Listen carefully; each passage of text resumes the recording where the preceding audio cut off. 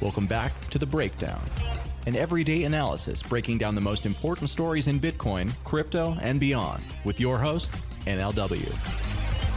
The Breakdown is distributed by CoinDesk. Welcome back to The Breakdown. It is Saturday, May 30th, and boy, what a week it has been. As with every Saturday, this episode is a compilation of the full run of programs from the week before, so you have them all in one convenient file. And as every Saturday, I want to take a few minutes to just talk about my reflections on the week are. And as I said, it's been a crazy week, and so I think there's three events that are worth holding in mind, keeping track of, paying attention to, and so I want to share a little bit about them.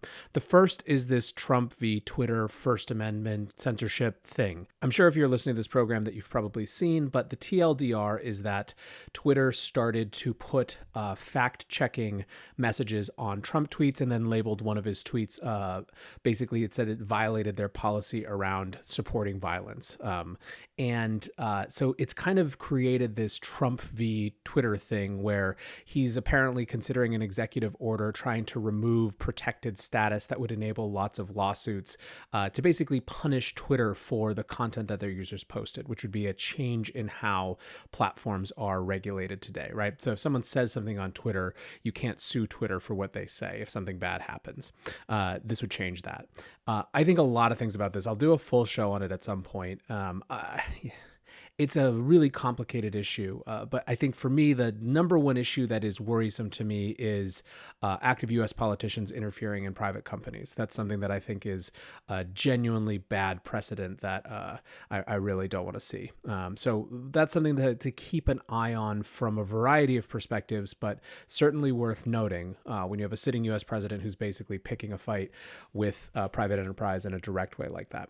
The second huge issue from this week, which is something that I'm going to have more coverage on next week, but I think is important, is Hong Kong. China is making moves to make the independence of Hong Kong less and less relevant and basically bring it within its purview in a pretty significant way.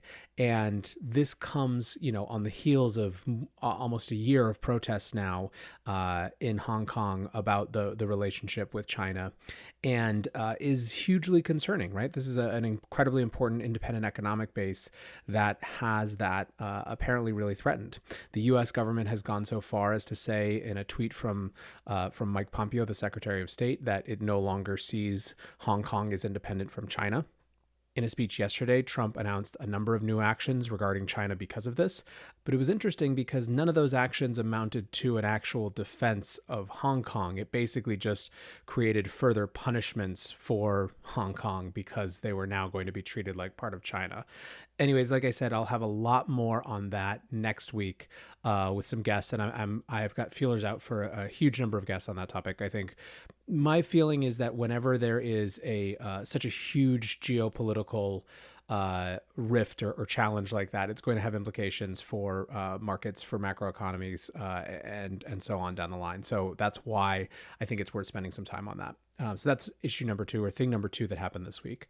The third thing is, of course, the video of George Floyd being executed effectively, and the protests that have turned into riots around the country.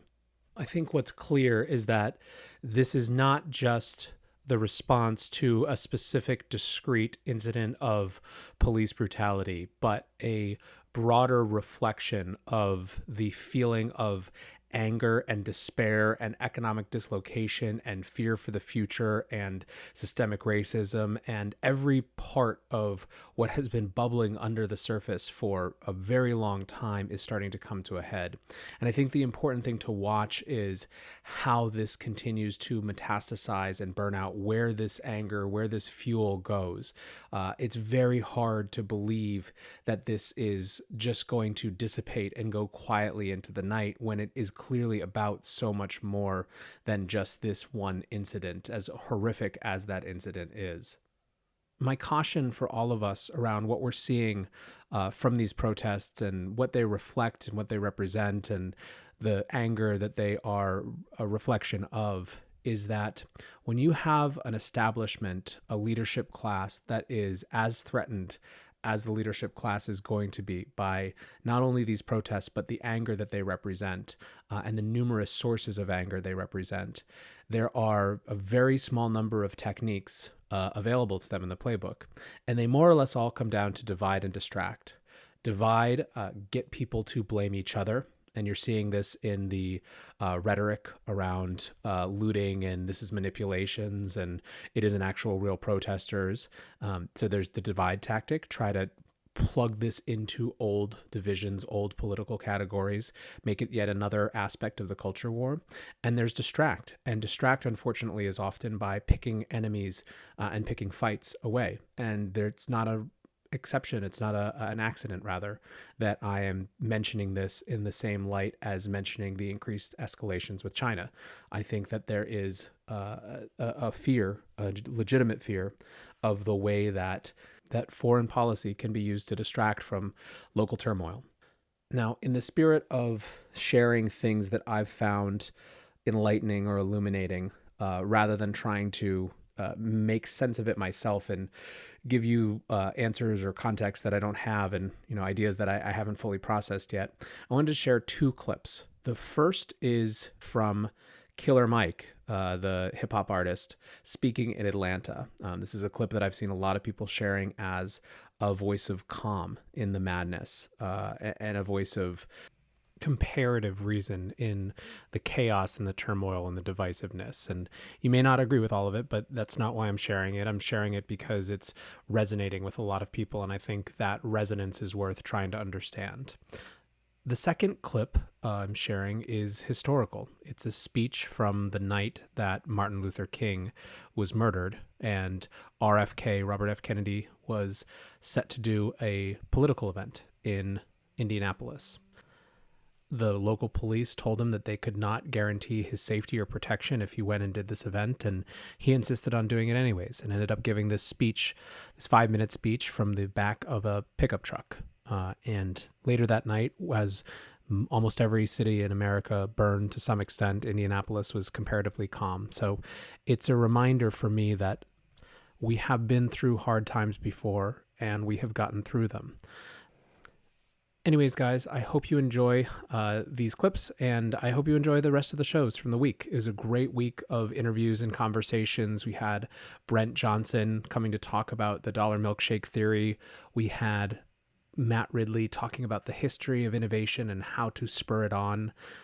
We had Geoff Lewis talk about narrative violations and why seeking out narrative violations can be a great way to provoke change.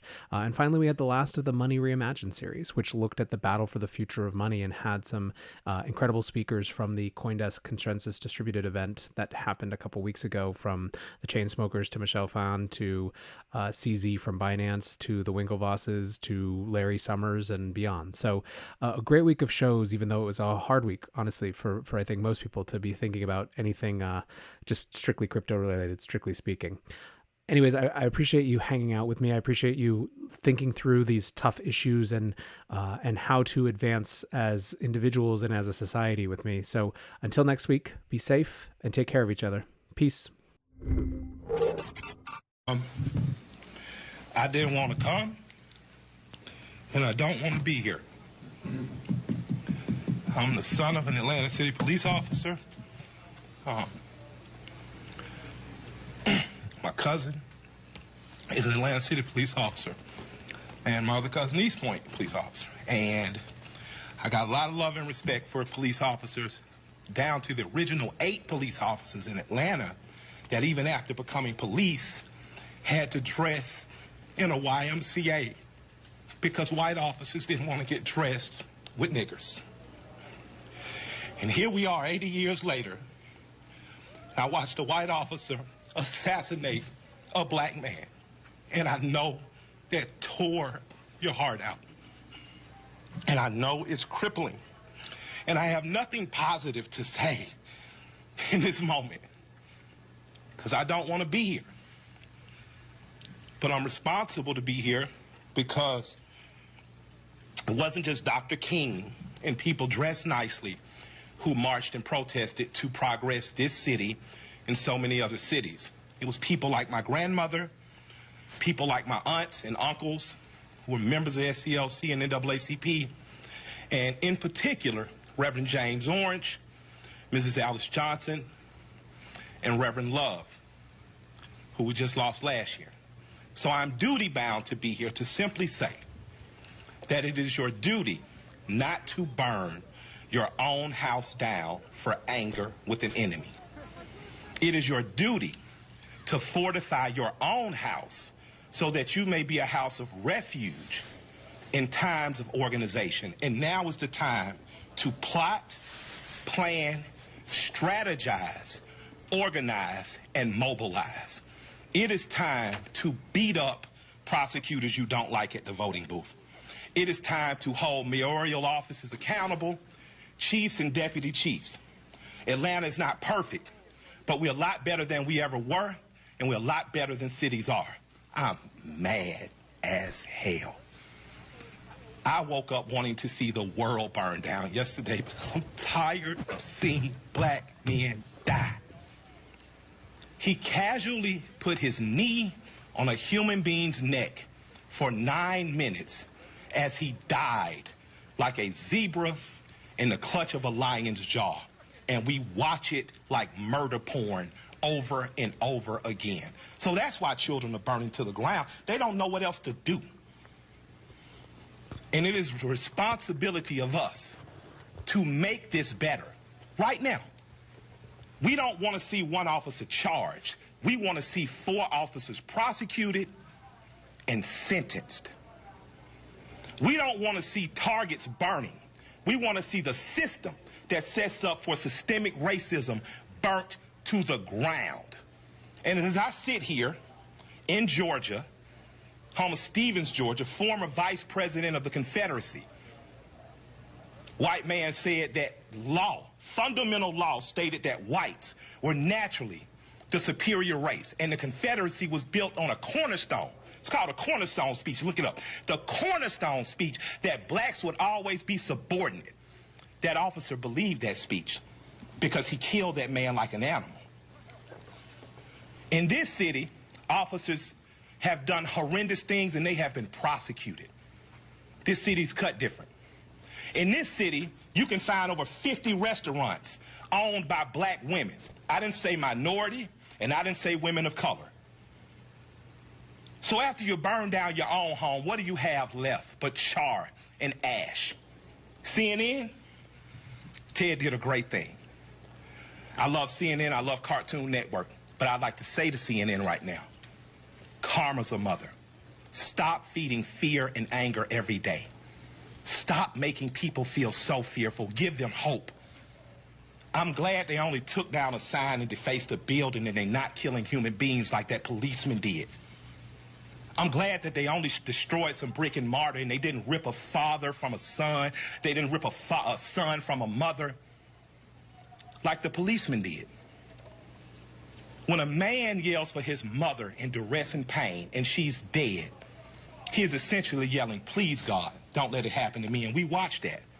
So my question for us on the other side of this camera is, after it burns, will we be left with charred, or will we rise like a phoenix out of the ashes that Atlanta has always done? Will we use this as a moment to say that we will not do what other cities have done, and in fact, we will get better than we've been? We got good enough to destroy cash bonds. You don't have to worry about going to jail for something petty. We got smart enough to decriminalize marijuana. How smart are we going to be in the next 15 or 20 years to keep us ahead of this curve? So that much like when South Africa suffered apartheid, you had Andy and other politicians that could make sure that Atlanta said, Coca-Cola, we love you, but if you don't pull out of South Africa, we're going to leave. We're not going to drink Coca-Cola anymore. Coca-Cola jumped on their side and apartheid ended. So we have an opportunity now. Because I'm mad, I don't have any good advice. But what I can tell you is that if you sit in your homes tonight, instead of burning your home to the ground, you will have time to properly plot, plan, strategize, and organize and mobilize in an effective way. And 2 of the most effective ways is first taking your butt to the computer and making sure you fill out your census so that people know who you are and where you are. The next thing is making sure you exercise your political bully power and going to local elections and beating up the politicians that you don't like. You got a prosecutor sent your partner to jail and you know it was bullshit, put a new prosecutor in there. Now's your election to do it. You want a different senator that's more progressive, that promotes marijuana through? Now is the time to do that. But it is not time to burn down your own home. I love and I respect you. I hate I don't have more to say. I hate I can't fix it in a snap. I hate Atlanta's not perfect for as good as we are. But we have to be better than this moment. We have to be better than burning down our own homes. Because if we lose Atlanta, what else we got? We lose an ability to plot, to plan, to strategize, to organize, and to properly mobilize. I want you to go home. I want you to talk to 10 of your friends. I want you guys to come up with real solutions. I would like for the Atlanta City Police Department to bring back the Community Review Board, one that Alice Johnson was formerly under Chief Turner. We need a review board here ahead of it before an officer does some stupid shit. We need to get ahead of it. That's my recommendation to my mayor and my chief. Let's get a review board. Let's get ahead of it, and let's give them power. We don't need an officer that makes a mistake once, twice, 3 times, and finally he kills a boy on national TV, and the next thing you know, the country is burning down. We don't need a dumbass president repeating what segregationists said. When you start looting, we start shooting. But the problem is some officers black and some people gonna shoot back. And that's not good for our community either. I love and respect you all. I hope that we find a way out of it because I don't have the answers, but I do know we must plot.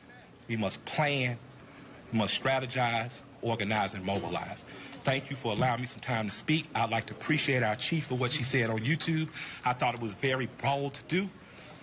I'd like to appreciate our mayor for talking to us like a black mama and telling us to take our ass at home. And I'd like to thank my friend for convincing me to come here. And I'll defer to Joe Beasley now because he knows a hell of a lot more than we do. Thank y'all.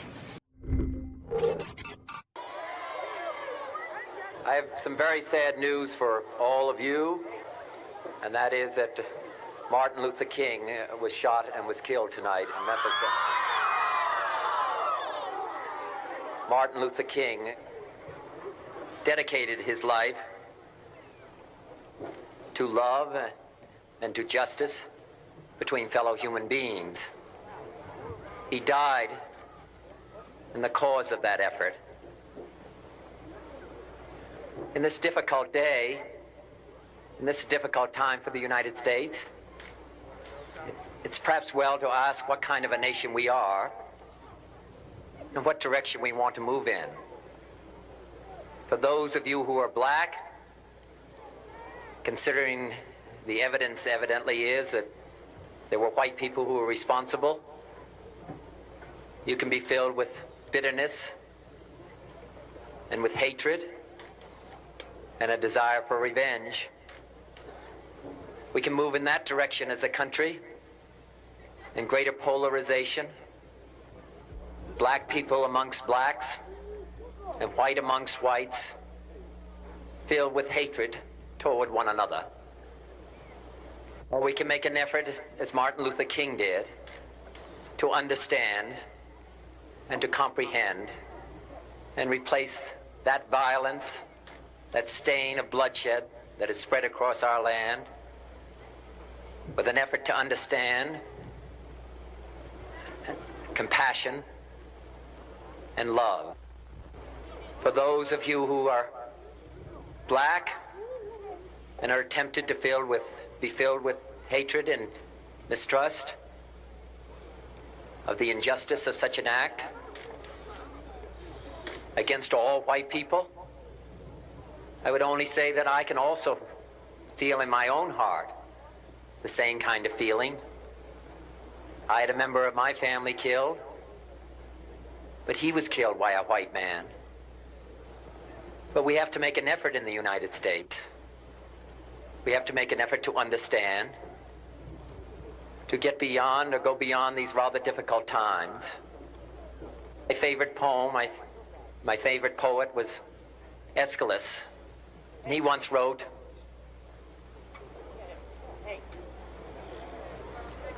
"Even in our sleep, pain which cannot forget falls drop by drop upon the heart, until in our own despair, against our will, comes wisdom through the awful grace of God."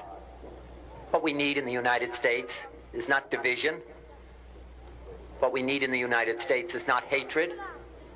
What we need in the United States is not violence and lawlessness, but is love and wisdom and compassion toward one another, feeling of justice toward those who still suffer within our country, whether they be white or whether they be black.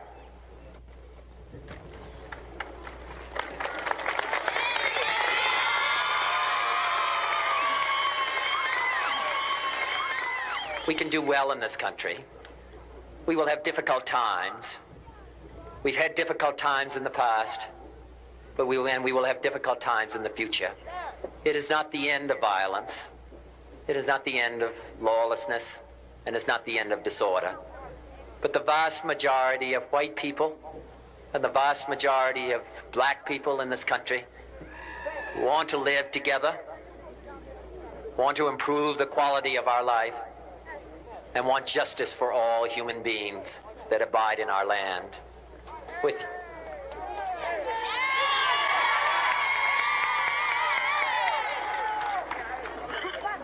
And dedicate ourselves to what the Greeks wrote so many years ago, to tame the savageness of man and make gentle the life of this world. Let us dedicate ourselves to that and say a prayer for our country and for our people. Thank you very much.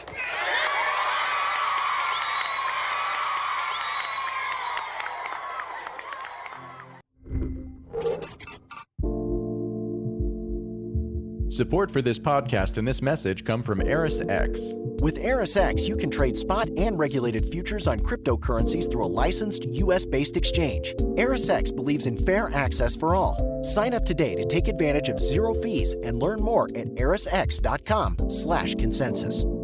This episode is also sponsored by the Stellar Development Foundation. The Stellar Network connects your business to the global financial infrastructure, whether you're looking to power a payments application or issue digital assets like stablecoins or digital dollars. Stellar is easy to learn and fast to implement. Start your journey today at stellar.org/Coindesk.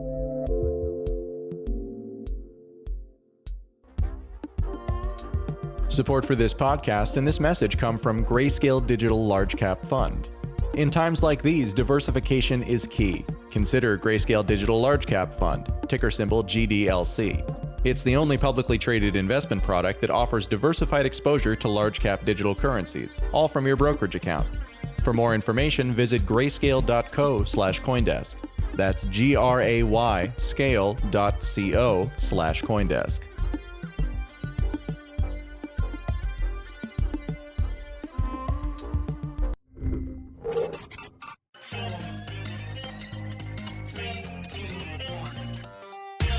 Welcome back to The Breakdown, an everyday analysis breaking down the most important stories in Bitcoin, crypto, and beyond. This episode is sponsored by ErisX.com, the Stellar Development Foundation, and Grayscale Digital Large Cap Fund. The Breakdown is produced and distributed by CoinDesk. Here's your host, NLW. Welcome back to The Breakdown. It is Tuesday, May 26th. And those of you who listen regularly know that I spend a lot of time thinking about narratives. Narratives for me are the way that we make sense of complex phenomena. They're the way that we orient lots of information and make it make sense contextually. But narratives are a battleground. Narratives are constantly in flux, and narratives, because they interpret the world around us, different narratives offer different competing interpretations, and those tend to create political battle. You see this all the time in the crypto industry as people compete to define and explain what's important and why, and what people should spend their time on, and ergo where people should put their investment within. Narrative battlegrounds become the way that resources are allocated in some contexts like that. I think about narratives all the time, and I'm excited to have a guest today who thinks about narratives in a really unique way as well. My guest is Geoff Lewis. Geoff was previously at Founders Fund, where he led investments in companies like Lyft, and is one of the two founding partners of Bedrock Capital. When Bedrock Capital was announced in 2018, they announced it with a letter that got a lot of attention for talking about narrative violations. And effectively, their thesis was that instead of looking for companies that met the conventional wisdom about how the world was or how the world was changing, they were going to go look for companies that actually violated current narratives in ways that they thought were powerful and offered an opportunity for asymmetric return. As you'll see in this conversation, the idea of narrative violations is not something that I think is, strictly speaking, a venture capitalist or investing concept alone. I think it's about a way of seeing the world and trying to peel back narratives to understand what the counter narrative might be. I think especially now, that's a really important skill. Being able to see through narrative mirage, which is another term of Geoff's, is a really, really important skill. I hope you enjoyed this conversation as much as I did. And as always, interviews that are long like this, we edit only very lightly to keep the conversation as natural as it was. So with that, let's dive in. All right, we are back with Geoff Lewis. Geoff, thanks so much for joining. Good to be here. So I remember when you launched your venture fund, you launched it with a letter which got a ton of buzz, and the central conceit, or one of the central ideas, was the search for narrative violations. This is something that obviously that I think about a huge amount in just narratives in general. I think they're a hugely important and often under examined force in society and business. But I'd love to hear just from you what this idea of narrative violations really means, and how did this notion of organizing capital around it start to form? Sure. So I'd start off by saying that it's sort of the power of narrative is sort of one of these things that that's sort of always been hiding in plain sight and in business. And so it's sort of like for the narratives to work, you can't explicitly talk about them in the context of being a narrative. And so there's a sense in which Bitcoin became a store of value because people believed that it was going to become a store of value. But if you actually said, well, we need this store of value narrative to work for Bitcoin to become valuable, it wouldn't have become valuable over time. So there's a sense in which the narratives are very powerful. They sort of have an impact across all areas of business, the markets, and then it's sort of very dangerous to talk about them explicitly as narratives because you might burst the bubble, and they might stop working. And so what we wanted to try and do with Bedrock was, in venture capital, there are sort of two ways that you can make money. You can either sort of invest in something that people generally believe is going to work. So you can be sort of more bullish than everyone else on something that folks are already bullish on. And so recent examples of that would be something like, Figma, which is sort of a design collaboration tool where sort of everyone's sort of felt it's going to work for a long time, and folks can just compete to pay higher prices to invest. But there's sort of a consensus view that it's a business that's clearly working.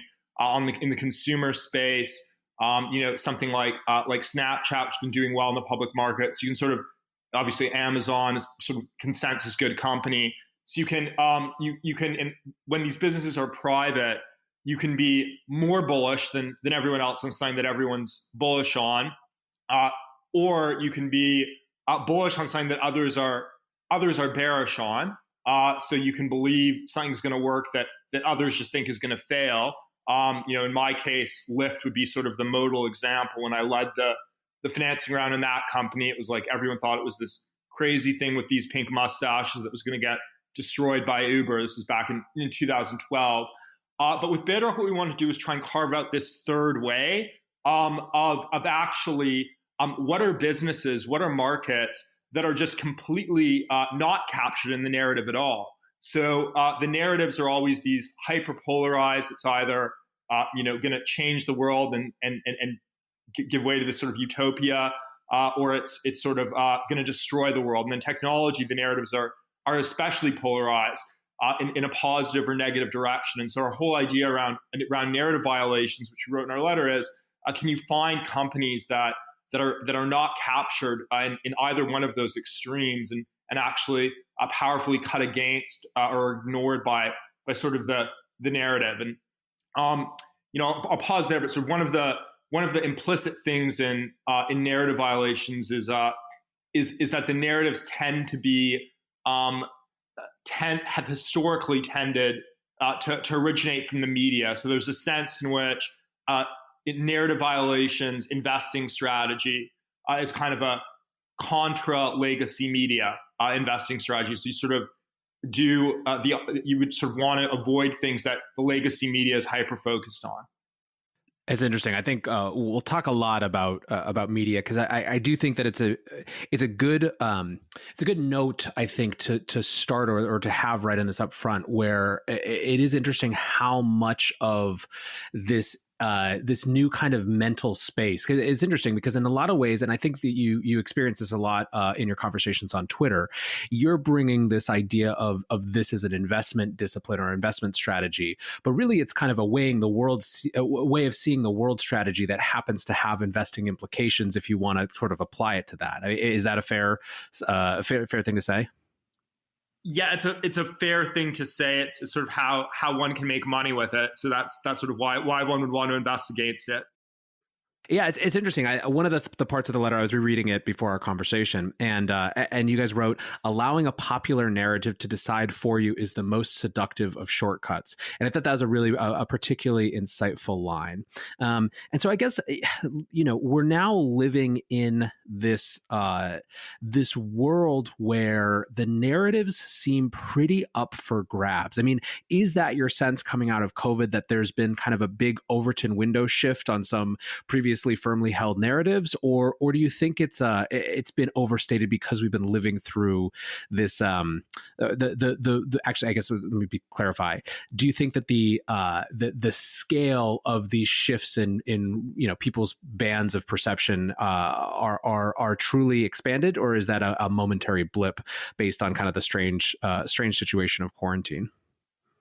Well, I'd like to believe that it's the I'd like to believe that it's the former, and so I'm certainly seduced by the idea of believing that folks actually realize that the narrative gatekeepers actually haven't really known what they're talking about, and the fact that we had sort of no comprehensive pandemic preparedness plan, and there was no sort of mobilization of all the smartest people in the country to back in February to figure out what we ought to be doing. And instead, it's sort of just been this haphazard disaster at literally every level, at the federal level, municipal level, the state level.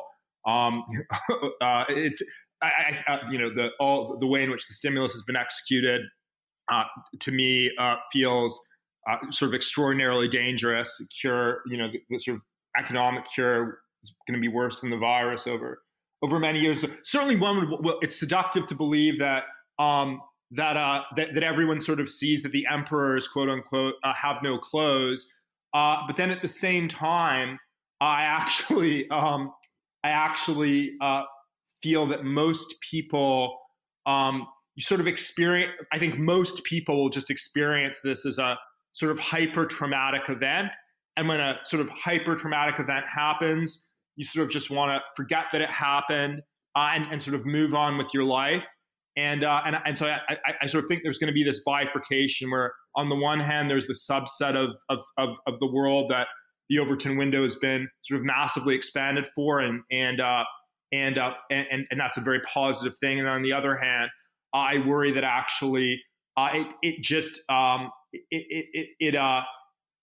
worry that sort of not enough people sort of have the ability to think about these things in this way, and therefore it's sort of just weird, just this weird degradation. It's like everything is the way it was except worse, or something like that.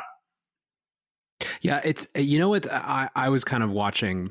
I think this is a strange thing to celebrate, but I think that there is actually something potentially good in the fact that the crisis of institutional leadership was so cross-cutting across every political perspective, every political party, every type of institution. You know what I mean? And there was a moment where I think, it could have been a conversation more broadly about about the nature of those institutions that caused such spectacular failure, but instead it as it seemingly always does, just created new battle lines around the same culture war, right? Like instead of having a mass conversation about how we let ourselves get into this and what sort of structural things we need to change, it so quickly became the much easier, like masks as a symbol for, you know, what you already believed politically going into this. And that's perhaps not surprising, but certainly a bummer, I think, from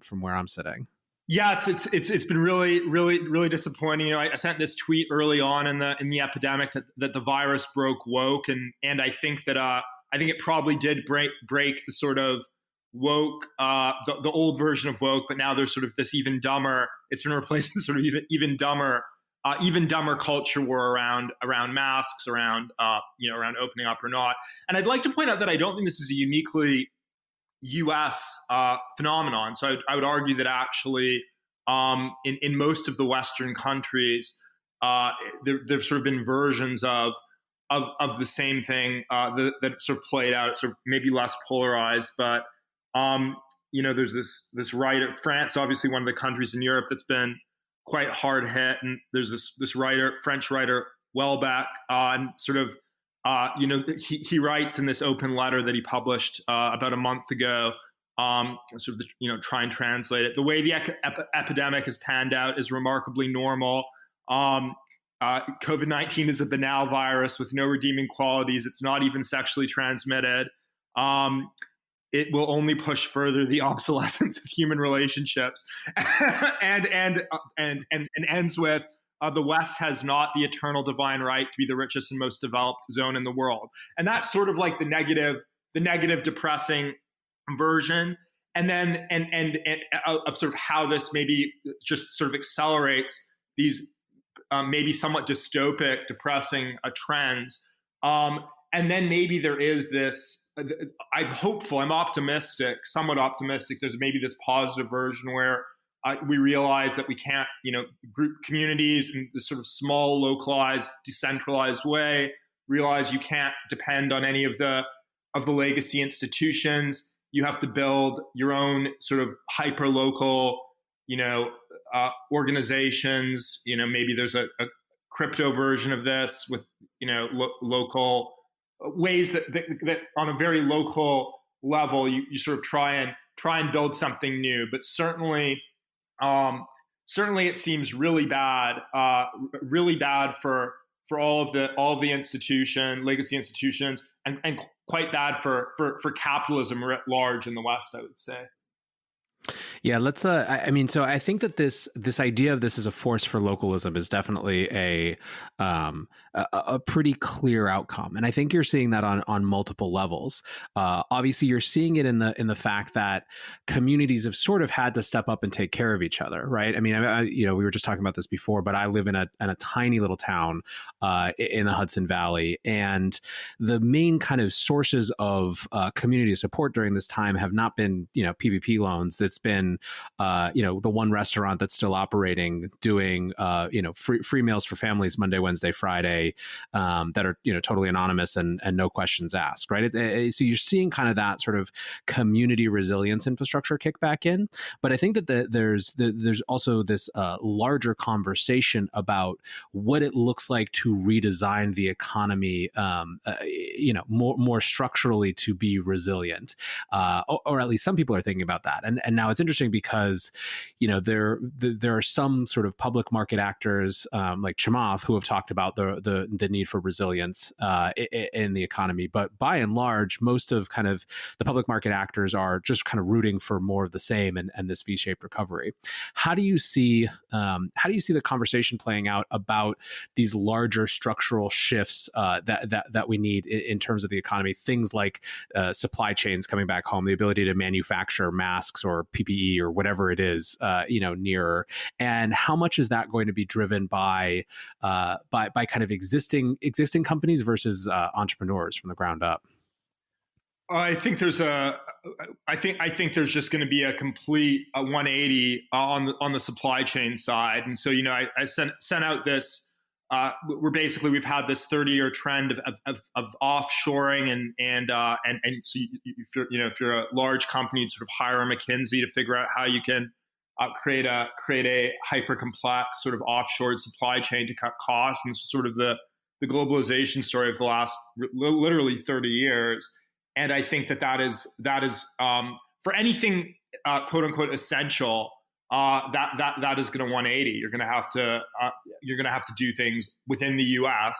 And have basically, most of the supply chain within the U.S. I'd say there's other countries that we can partner with that aren't China specifically. So there's obviously Mexico. That relationship I think is going to become more important versus less important over the years to come.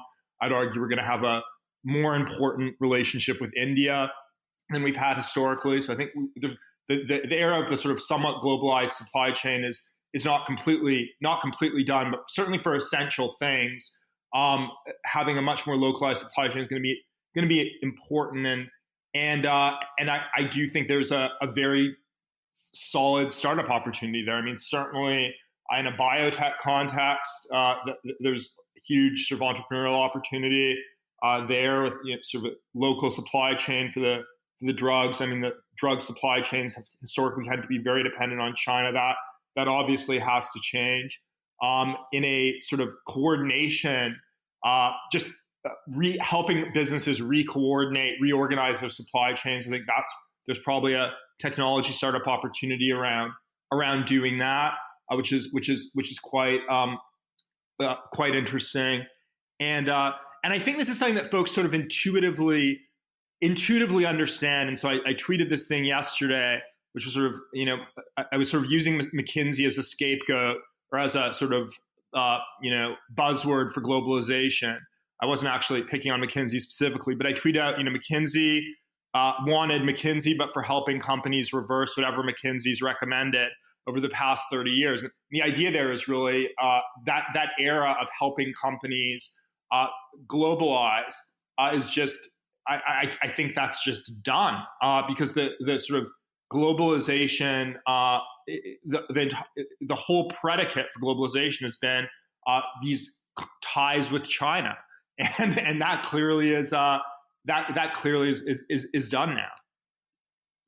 Yeah, that tweet definitely hit a nerve, right? I think the last time I looked, it was like more than 6,000 people had favorited it or something. So clearly there is there's a shared sensibility with that, or people just hate McKinsey. But well, I think people are looking for scapegoats, and so I feel sort of bad about the tweet because it was like, well, it's sort of scapegoating McKinsey. It's not actually really McKinsey's fault. They were an actor in this system, and the system has just been really screwed up, and so I'd say it's a statement on people are extremely angry. People want scapegoats, but I think people viscerally feel and understand that this globalized world in which we could just be BFF with China and depend on them for these critical infrastructure needs from a supply chain standpoint. That era is done. I think people do viscerally understand that.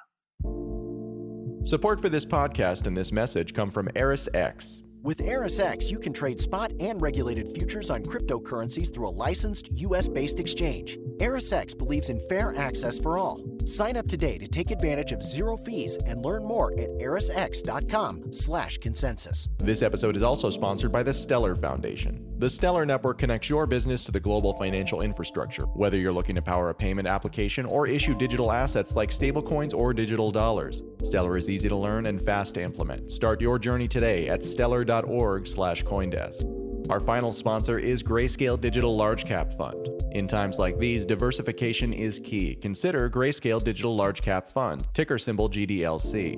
It's the only publicly traded investment product that offers diversified exposure to large cap digital currencies, all from your brokerage account. For more information, visit grayscale.co/Coindesk. That's GRAY scale.co/Coindesk.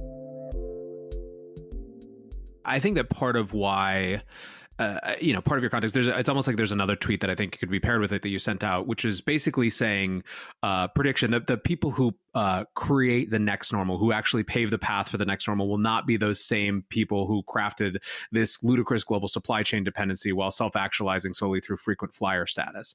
And I think that the point here, and I mean, I'm putting words in your mouth now, is there's a sense of, you see all of these companies like doing 180s literally overnight and trying to, like, getting contracts from cities to reimagine things. You know what I mean? And it's sort of like, it's a little bit of a bitter pill to swallow, that they're just able to kind of shift on a dime and reposition themselves as experts in this new thing, which is by definition, because it's new, a thing that people don't really have expertise in. Yeah, totally. Totally agree. It's going to be this new crop of companies, of people. And then I think I always like to think in terms of time scales. And so, one of the things implicit with narrative violations is something can be a narrative violation, be counter narrative at one moment in time. So there was a moment in time at which remote work, many years ago, things like Zoom, Slack that would enable remote work were counter narrative, were narrative violations. That was a good moment in time to invest. Now those are popular narratives, the narrative of remote work from home. So it's arguably a sort of overheated moment in time. I wouldn't necessarily want to get involved in sort of remote work companies today as an investor. There's the time scale element to this. And I think that there is a massive time scale element to the shift that we're now going through. So I think folks are tempted to be like, oh, well, we're reopening, and so it's going to be like a year or 2 years, and we sort of can repair things. But actually, I think we're sort of there's like a 10-year time horizon where just all of these things are going to change. I sort of liken this to a platform shift, like the iPhone. It's been just this consumer behavior shock to the system, and so there's going to be this sort of 10-year wave of new innovations that ideally will come out to address new needs that we didn't have before pre-virus. And so I think folks have a tough time thinking in 10-year time horizon increments, but that's actually the type of time scale that this is all going to play out on. And so that's a long-winded way of saying, maybe McKinsey will pick up a few projects over the next few months, but long term they're kind of screwed. Yeah, well, and there are people who are going to, there's a lot of people who are having kind of those heterodox ideas validated now, right? Like one person that we've had on the podcast before is Peter Zan, who wrote Disunited Nations, and it looks particularly prescient now in the context of this, and it's basically arguing that we were in the next 10 years going to end this era no matter what. It's just that Corona did it in massive fashion, and so I think that in the same way as sort of like those ideas were out there, right? But again, they were kind of lurking in these narrative violations versus kind of in the mainstream. And you might see the people and companies who are in those spaces start to emerge now. So another question for you that I want to actually come back to work from home and maybe just, we'll go through a number of the different pertinent narrative battlegrounds almost right now. But before that, so a piece that you tweeted out, which I also really liked, John Luddig wrote this great piece about the tailwinds in venture capital. And the argument was basically that we're shifting in a kind of an era way away from just the total blue oceans, westward. I was almost thinking about the westward expansion when there was just so much of America to claim. And then at some point it started to get competitive. And the thesis is that you're starting to see actual zero-sum competition. You're going to see more zero-sum competitions between internet companies because you don't just have the kind of unlimited tailwind of growth of just more people coming online, more people spending more time online, right? At some point, people are spending as much time online as they can.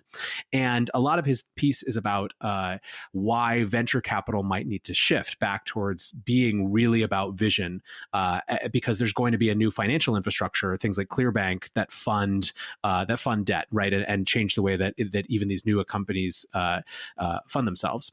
I wonder, do you think that this sort of 10-year shift that you're describing of a real reworking of the global economy is a new space that is it basically a new type of tailwind? The sense that we have to kind of start a mass scale project to redesign the economy to bring it back closer to us, at least around these essentials. Does that create a kind of a different tailwind for venture capital, for entrepreneurs? I'd like to believe that would be sort of the positive version of it. I worry that actually, certainly in the world of the internet, which I think is what John Luddig, former colleague at Founders Fund, really focused on his piece, talking about software, talking about innovation on the internet, might sort of abstract sense, not having thought about it, would be that actually what we're getting through COVID is this crazy acceleration in internet ubiquity from everyone being at home, which would basically mean that once we're on the other side of this, we'd see an even faster deceleration, because we'll be closer to full internet penetration than we were before. But definitely, if there's sort of I'd almost argue that that it's actually not even clear that this is going to not even clear this is going to there's a positive version to the John argument. Now, all of that said, it does feel like we're at sort of version 2.0 of all of these key things. So like video conferencing, online education, online entertainment. We've got versions of companies doing these things. So there's Zoom, there's the online education companies. I'm an investor company called Lambda School, which is one of them. Other, obviously the streaming companies. It seems like streaming is probably the most baked in terms of the table set of who the players are. I'd certainly say that the video conferencing, it feels like there's actually just a lot of room for new entrants there. And yeah, it'll be sort of zero-sum competitive, or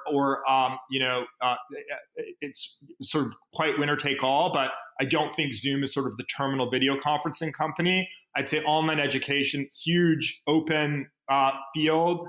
And that's going to be less zero-sum than video conferencing. There can be multiple winners, and it's really unclear what those companies are going to be. I'd say we're just getting started on, something Balaji, mutual friend of ours, I think, calls this decentralized healthcare.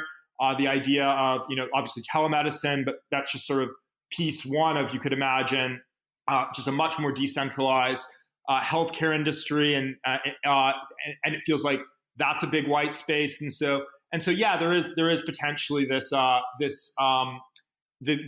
of new tailwinds. But I think the Luddig argument is just basically is just more true now than it was pre-COVID. Yeah, I think that's a really good point.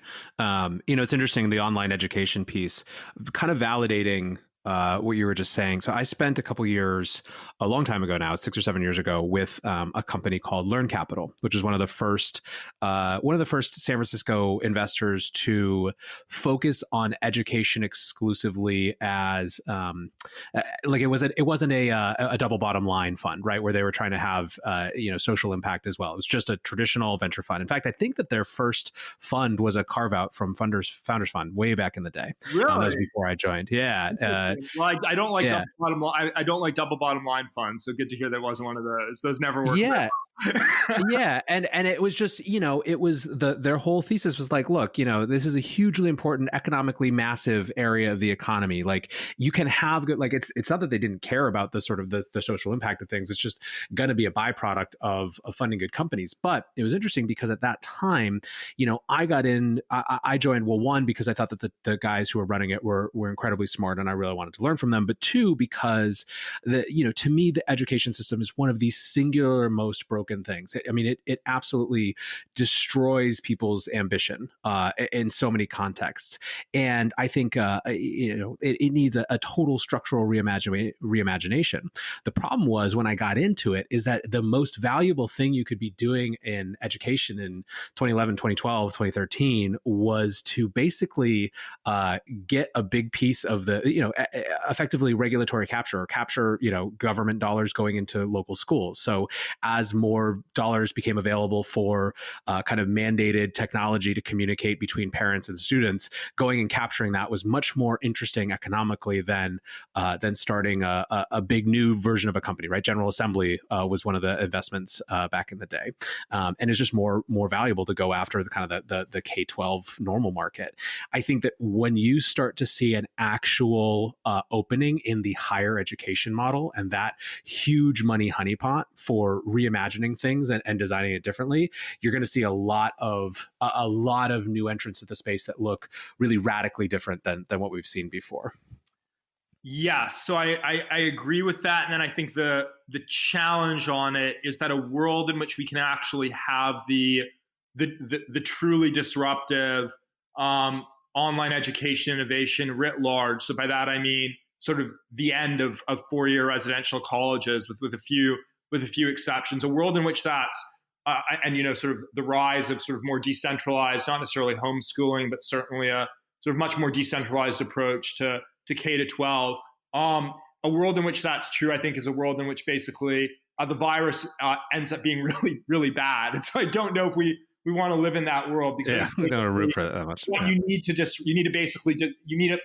disrupt sort of people's willingness to go to campuses. So it needs to be bad enough where people aren't going to go to campuses anymore because you're sort of too congregated in large groups. And I have a tough time sort of, I don't actually think that's the direction we're heading. And so the online education, decentralized education, there's maybe these narrow areas. I think there are these narrow areas where you can build these large companies. And so we're optimistic on something like a Lambda school, or something maybe like an out school, where you can maybe narrowly with Lambda build it with reskilling for tech and tech adjacent jobs.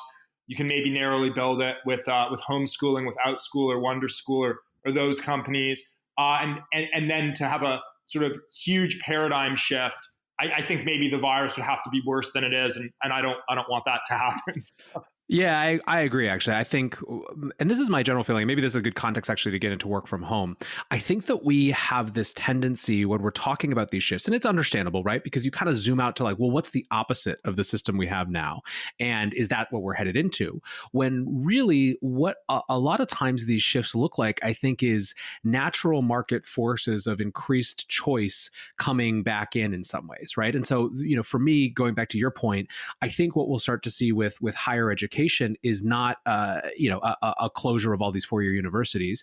It'll be a different calculation among people about what the cost benefit analysis is, which might put pressure on certain parts of the market, to reduce prices. Or you might see a lot more Lambda school for X, right? And I think that a lot of the success of those perhaps industry focused training things will be about, do companies actually decide that they like hires from those areas, right? If you started a Lambda school for marketing, would the DDBs and whatever of the world actually hire those people, or are they just going to be looking for kind of traditional paths? And who knows? But it's going to be less my guess is that it's less a full scale shift from one paradigm to another, and more just these things kind of creeping around the margins and creating more optionality. And I think that we were talking about work from home in a similar light. You've had kind of an interesting journey following on Twitter for the last 2 months or so in your work from home thoughts. Take us through kind of how you thought about it at the beginning, and then how it's kind of shifted to where you are now. Sure. So I've been pretty schizophrenic on it for many years, and certainly gotten more so over the past few months. And so I've long thought it's what we would call a narrative mirage. So it's sort of this thing where, as you've articulated, it can maybe exist on the margins. It works for some companies to be fully remote, but it's sort of an overhyped sector. You've got sort of 1 million remote work enablement and collaboration tool startups out there. They're all, really well funded, lots of competition among VCs who invest in them. So sort of long thought it was sort of this overhyped area, because ultimately I'm a big believer in you get a lot more, you will give a lot more and get a lot more out of your work if you feel sort of very deeply interpersonally connected to the people you're working with. Saying there's something sort of elemental to work, to sharing a space with people, being live with them in person, which meant that sort of remote work would never fully take over. And then just on a more basic level, if you're the CEO of a company, you sort of, I think in the old paradigm, wouldn't want your teams all working remotely, because you want to actually be making sure people are actually working by seeing them in the office. And that's sort of the easiest proxy for seeing if people are actually working is are they in the office doing things on their computers? And so had been quite skeptical of it. Obviously, we've seen just an insane acceleration in remote work over the last few months, given everyone in a white collar job has basically had had to work remote in almost every state. And so I basically, where I've netted out is it's incidentally, the hype was warranted because of this COVID acceleration. So there certainly is going to be a lot more remote work across the board. But I think it is actually going to be predominantly concentrated in areas that are going to be less and less important in the future. And so so in terms of functioning within a company. And so I'd say that I actually I think it's real, but actually there are these anything that's sort of essential, the essential worker categories. Those folks can't really work remotely. And the blue collar categories that sort of we're going to become increasingly dependent on, certainly in a context where we're inshoring wide swaths of our supply chain over the next decade, those folks can't work remotely. And then I don't think the hybrid really works. I think you have to be either entirely remote or entirely in the office. And so I'd say the hype to date has been justified, but I think we're probably on the verge of remote work being overhyped yet again, and then we'll probably land in a equilibrium where there's some companies that are fully remote. It works well. I think it'll work well for a number of the large Silicon Valley companies that you don't really need that many people to do much work because they're sort of natural monopolies. So like a Google would be an example in search, and then I think there'll be a subset of companies that you actually will have employees and their families will actually co-locate with the company, like a resurgence in company towns. So you have the Citadel hedge fund did a version of this where Ken Griffin, the founder, moved all of their traders into the Four Seasons Palm Beach. I think they're all still there to do sort of a makeshift company town. And I think in certain key essential industries, certainly in the food supply chain, other areas, you might see a resurgence in company towns where families co-locate with their company, and then I think there's going to be a lot of companies that just have to take all of the sort of all of the public health, quote unquote public health stuff that you'd expect, or many people would expect a government to take care of. We'll just have to privatize that and do it themselves, so that people can come into the office. So that's like all of the basic sanitization, temperature checking, symptomatic surveillance, et cetera stuff. I think that's going to have to just be executed by companies, because I think a lot of companies are just going to go back to offices. Yeah, I think that it's an interesting point that there's the question of how hybrid you can make it versus it being kind of a structural decision from the ground up will be really interesting to see. What are other areas, as you're sitting here and thinking about narrative mirages versus real shifts that you think are, I guess, what are narrative battlegrounds that you're watching right now in terms of trying to understand how much things are going to change post COVID-19? I'd say that one I'm quite obsessed with is the media, and so I sort of argue that that may be one area where things really do change going forward. Is the legacy media just gotten so many things so wrong at this point that I think this might be the breaking point where it actually does go in a much more decentralized direction. You see early efforts, things like Substack, that sort of enable anyone to start their own media company. Certainly, you can monetize a following on Twitter through someone like the guy behind Stratechery, this very well known technology newsletter. Ben Thompson has been able to really prove there's a business model there. Someone like Jessica Less with The Information has done it on a larger scale, and so I think that there could be a wave of citizen journalists, decentralized media. I think that's a very interesting area to watch. I think the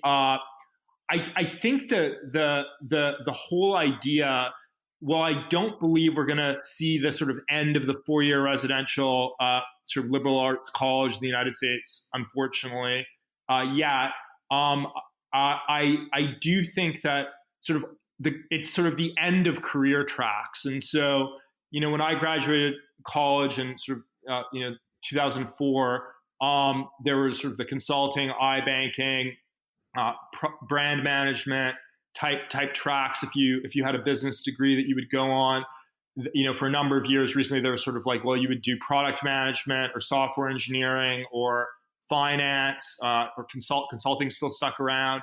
And I do actually think it's the end of those tracks. And I think we're going to see people are going to just be doing much more idiosyncratic things. And there's probably business built around that. And so you'll sort of have these weird idiosyncratic influencers in all of these micro niche areas. It's kind of like what you do. You're sort of this idiosyncratic influencer. And I think there can be millions and millions of people like that own these specific niches. And I'm really quite interested in what are the tools that can enable those folks, because that is kind of the direction I think things are going. There's a sense in which being an influencer in a sort of very narrow area, having a highly engaged but relatively small audience, is kind of like now the new aspirational thing to do versus joining a McKinsey.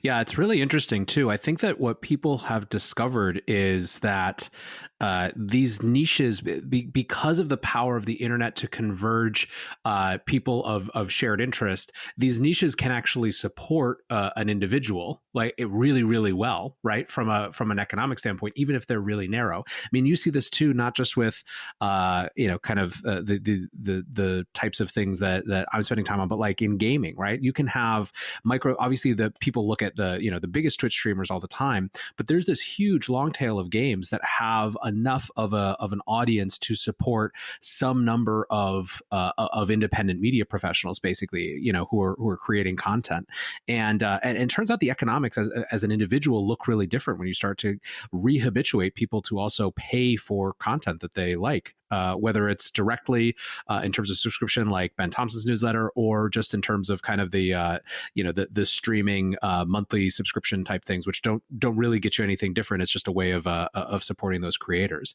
I think that's I tend to agree that I think that is an early trend. I also think that we still are at the front end of figuring out the right ways to monetize it. Like if you look at the difference in the Chinese podcasting market versus the American podcasting market, it's massive from a revenue standpoint, and it's because it's wild. Mm-hmm. It's wild that we don't have that. That it feels like that shift is definitely going to happen here over the next number of years. Sorry, keep going. No. So let me ask you a question too about. I think that the media thing is particularly interesting. My vantage point is influenced a little bit by the particular kind of business niche that I'm in the context of the Bitcoin industry, because this is, I think, one of the things that's fascinating is that you have independent media brands that grow up alongside the kind of the mainstay media brands, right? You have CoinDesk and The Block, but then you have a lot of people who are getting their analysis not from those sites, but from kind of the independent voices that they can subscribe to, either via podcast or whatever it is. And I would argue that a lot of those folks are as influential as anyone at these media sites. And I don't think that's basically, by the way, a knock on the kind of the legacy style media. I think it may just be a different paradigm. In fact, my relationship with CoinDesk is I'm independent but partnered with them for distribution, which is, I think, a really interesting and very different way to go about it.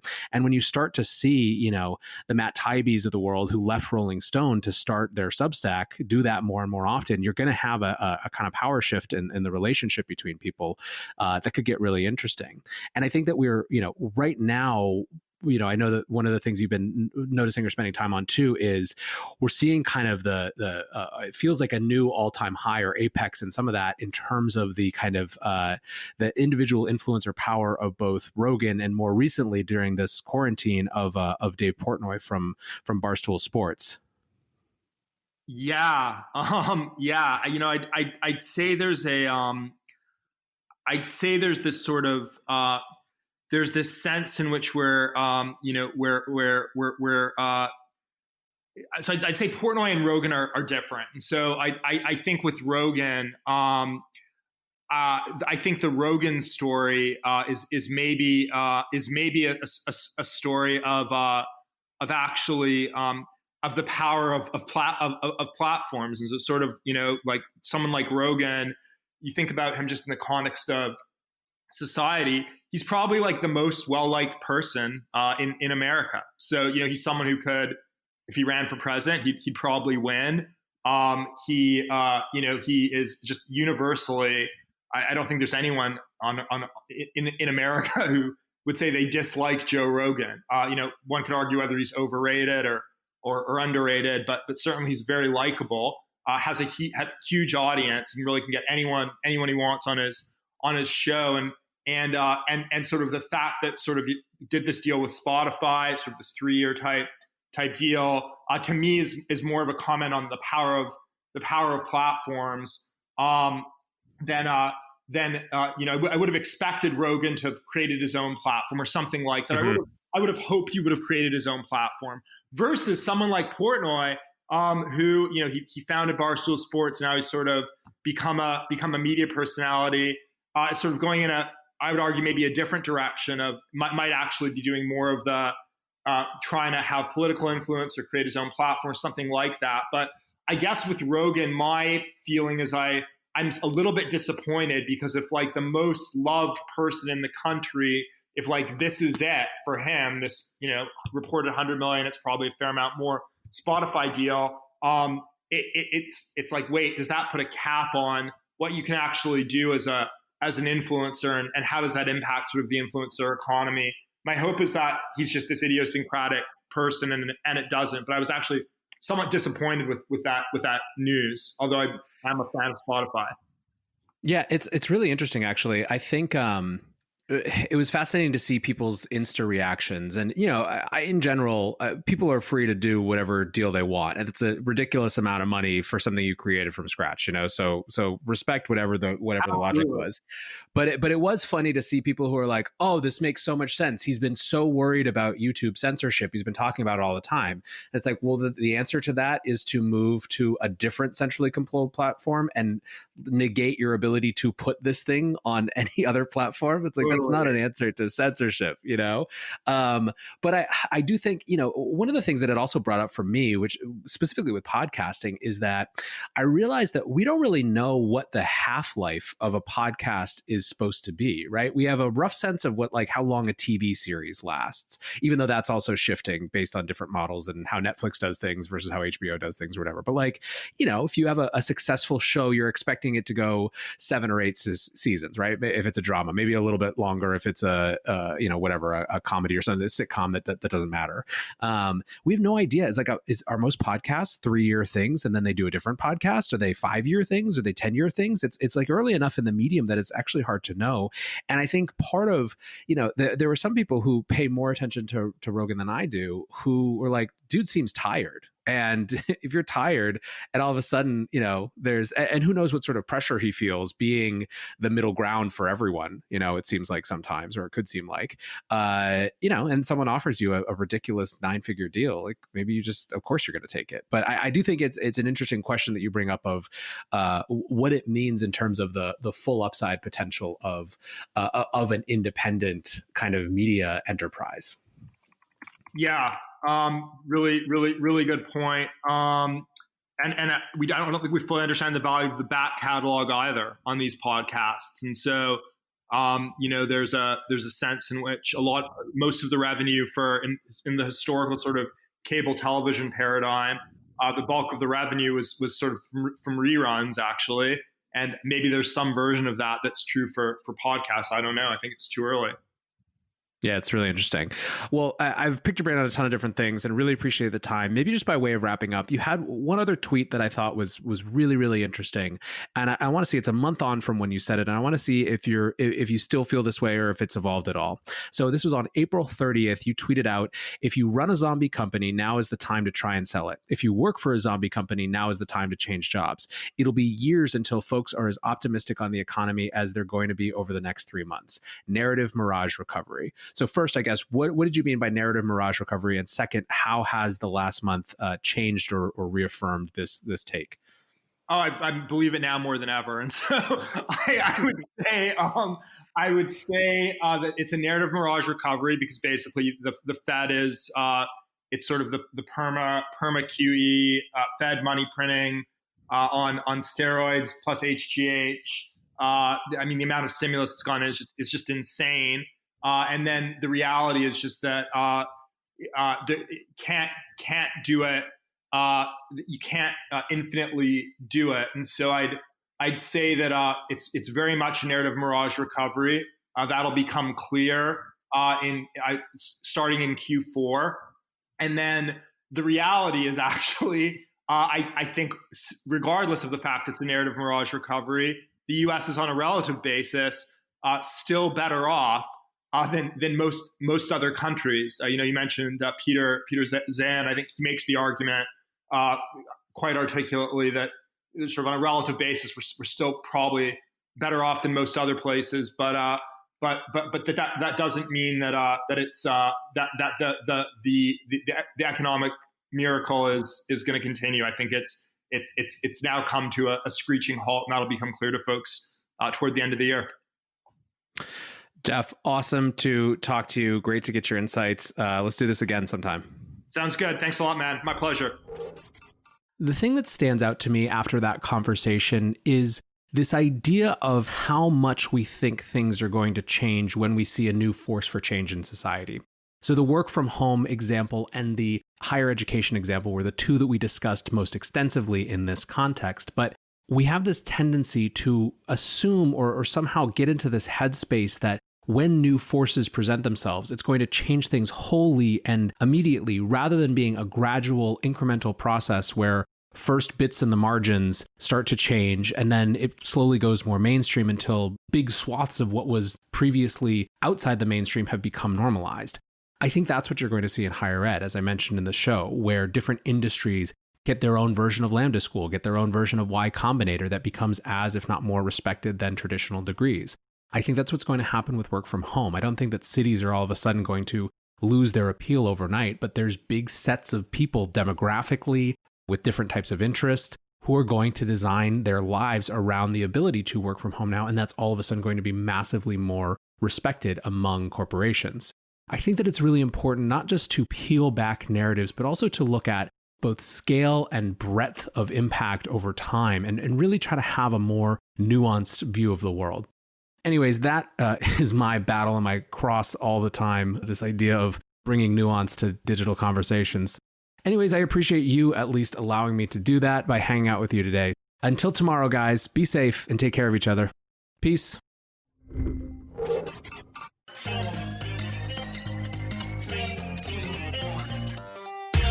Welcome back to The Breakdown, an everyday analysis breaking down the most important stories in Bitcoin, crypto, and beyond. This episode is sponsored by ErisX.com, the Stellar Development Foundation, and Grayscale Digital Large Cap Fund. The Breakdown is produced and distributed by CoinDesk. Here's your host, NLW. Welcome back to The Breakdown. It is Wednesday, May 27th, and quick announcement, guys, right before we dive into a really, really exciting conversation with Matt Ridley, author of the new book, How Innovation Works.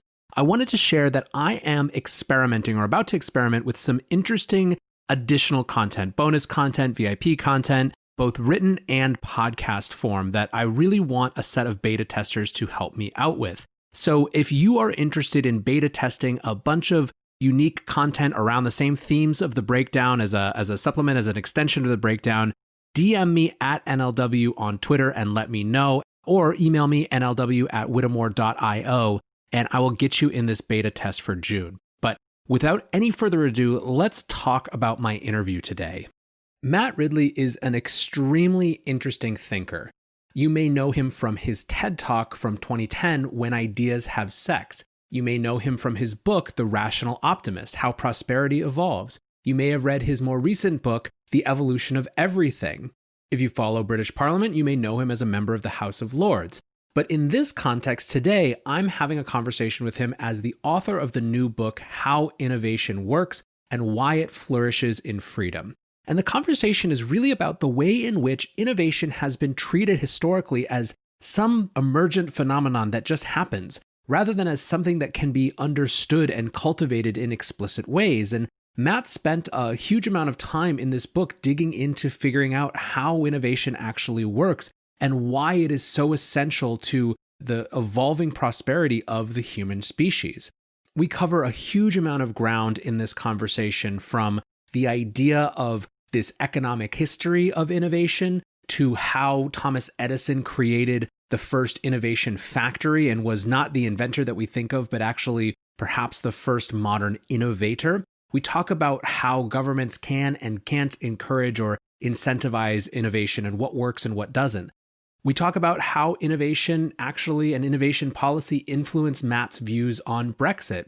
And finally, we talk about how, in the context of the COVID-19 crisis, what the state of innovation is and what new opportunities might come up. So I really enjoyed this conversation. I hope you do as well. As always, when we do interviews that are long form like this, we edit it only very lightly. Let's dive in. All right, I am here with Matt Ridley. Matt, thank you so much for spending some time with us today. Nathaniel, it's great to be talking to you. So I'm really excited for this. I've been following your works for quite some time. I was trying to remember back. I was not actually at TED Global when you gave the When Ideas Have Sex presentation. I was at the next TED Global, and I had been at Oxford for a different conference a couple months before that. But that really caught my attention, and I read The Rational Optimist and have been enjoying the evolution of these ideas. And so we're here today to talk about innovation and your new book about innovation. But first, by way of getting it started, what made you want to write this book in particular right now? Well, I've been thinking for a long time that innovation is the sort of the big theme of humanity for the last few thousand years, that understanding it is important. And I've touched on it in my book, The Rational Optimist, which was about the fruits of innovation in a way. And I've touched on it in The Evolution of Everything. But I've never actually sat down and said, what is innovation and how does it work? And the more I think about it, the more I think it's rather amazing that people haven't written more on this topic, because innovation is such an important part of our lives and is so crucial to how we got here. And it's crucial to how we'll get out of here in terms of the pandemic and things like that. And yet it's a somewhat mysterious subject. Nobody can really tell you why it happens when and where it does, why it dries up in some sectors and takes off in others, and then does the opposite at a different time. Nobody can really give you a plan for how to make it happen. Sure, we know some of the ingredients, but there's an awful lot of nonsense talked about innovation as well. So I thought it would be fun to tackle it head on as a topic. And then I had the idea of doing it as a series of stories where you tell the story of the steam engine, you tell the story of the search engine, and you draw lessons out of those stories. So I've had a lot of fun doing that over the last couple of years. Yeah, it's really fascinating to me. I do feel like we have these moments where we realize that it's almost a fish trying to explain what water is type of thing, where something is so ever present in our lives that we haven't actually studied it as a discipline, right? And one of the things that was fascinating for me reading the book, I come from a history background. Did you ever kind of piece together why it was that the innovation has been missing in economic theory throughout history? Yes, I mean, there is interesting thinking on this, that if you look at economic history, starting with Adam Smith talks about two somewhat contradictory ideas. One is the idea that if we all exchange and specialize, we will eventually get more and more efficient at everything, and we will drive out the inefficiencies in the world until we reach equilibrium, where we've found the perfect solution as to how to work for each other.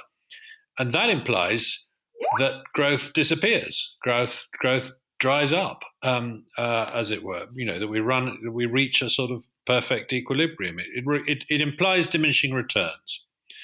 But the other Adam Smith story is that there's a pin factory in which, because people are specializing, they get better at the tasks they're doing, and they invent new devices to make them even better at the tasks they're doing. So there are increasing returns. And for most of economic history, economists were obsessed with decreasing returns, diminishing returns. They assumed that this burst of growth would come to an end, that we would run out of new ideas, new technologies, and that just kept not happening. I mean, right up until the 1930s, Keynes is still saying, well, we might have hit the end of innovation. Some people are saying that again today, but in fact, we've had ever increasing returns because of ever increasing innovation, and economists suddenly realized, as late as the 1950s, really, we don't actually have a theory about innovation. We just assume it's an exogenous external thing that happens to the economy, and we have the fruits of it. Paul Romer then got the Nobel Prize for trying to turn that around and saying, no, innovation is itself a product. It is the result of what we do, as well as the input to what we do.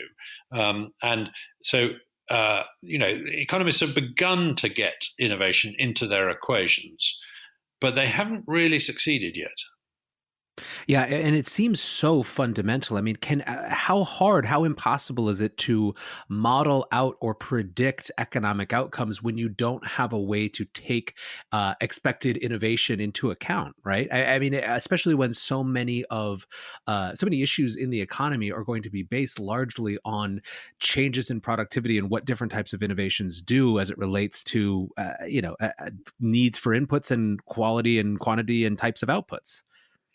Yeah, I mean, I like to give the example of the price of light. I mentioned this first in The Rational Optimist, but there have been calculations done as to how many hours you had to work in order to afford a given quantity of light. Today you would have to work about a third of a second to get an hour of light from a normal lamp.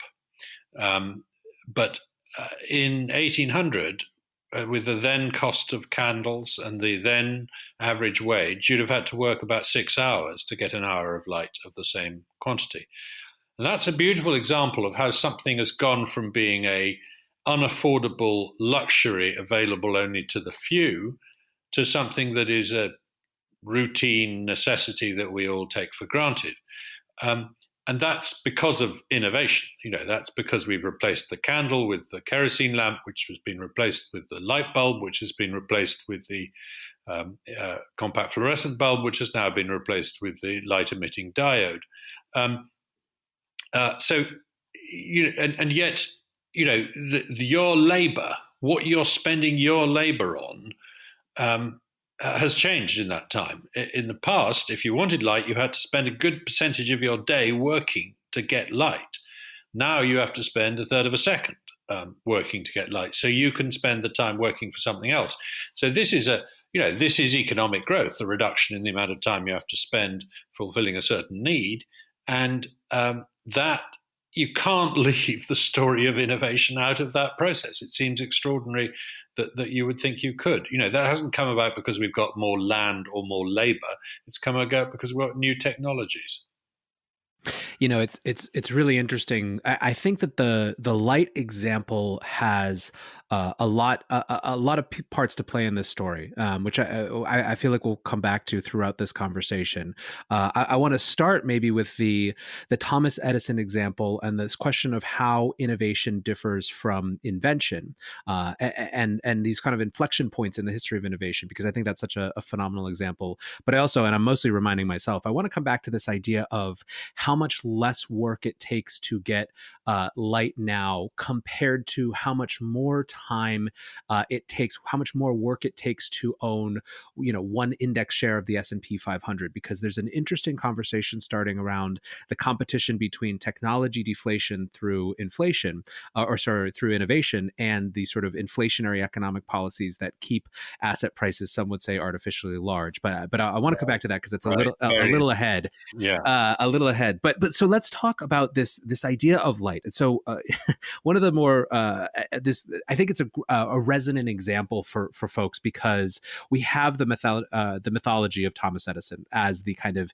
inventor of the light bulb in some ways, but it really wasn't invention per se. Could you share just a little bit about that example and maybe this idea of an innovation factory and what that did for innovation kind of writ large? Yeah, well, Thomas Edison wasn't the only person to invent the light bulb. In some ways, he wasn't the person to invent the light bulb. There are 21 other different people with 20 other different people with a good claim to have invented the light bulb independently. There was Lodygin in Russia, there was Swan in Britain, and many others. And the point was the technology was ripe; it was ready to go. The technologies you needed to combine to make a light bulb had reached the point where it was inevitable someone would do it. You can't stop the light bulb being invented in the 1870s, basically, in that sense. So Edison, perhaps therefore, in a sense, doesn't deserve the credit he gets. But in another sense, he jolly well does deserve the credit, because what Edison did was take the basic prototype and turn it into something reliable, affordable, and long-lasting, which his rivals didn't do. So he produced the first light bulbs that would last a long time, and that you could genuinely rely upon. They didn't just blow up after a few hours.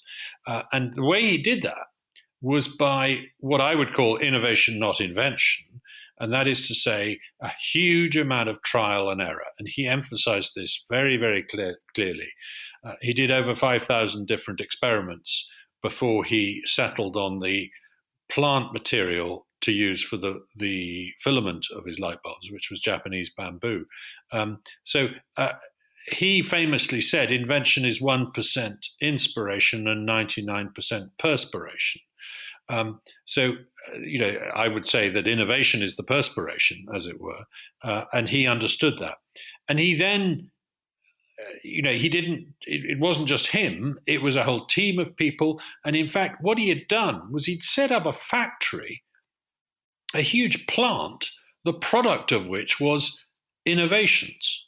The job of the people working in his factory was to produce changes in technologies that could then be made into products that other people could buy and sell.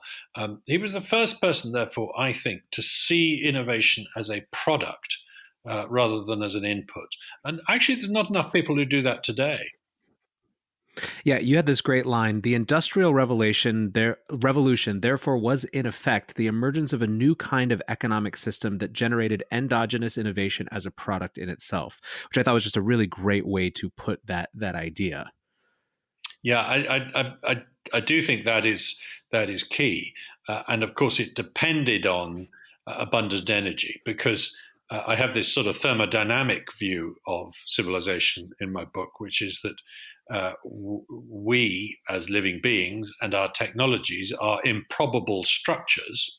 And the way we make improbable structures, we're far too ordered. We're not random enough for the universe. And the way you make something non-random is by putting energy into it. That's essentially what the second law of thermodynamics says. It's the more energy you made available to civilization, the more innovative improbabilities you could produce.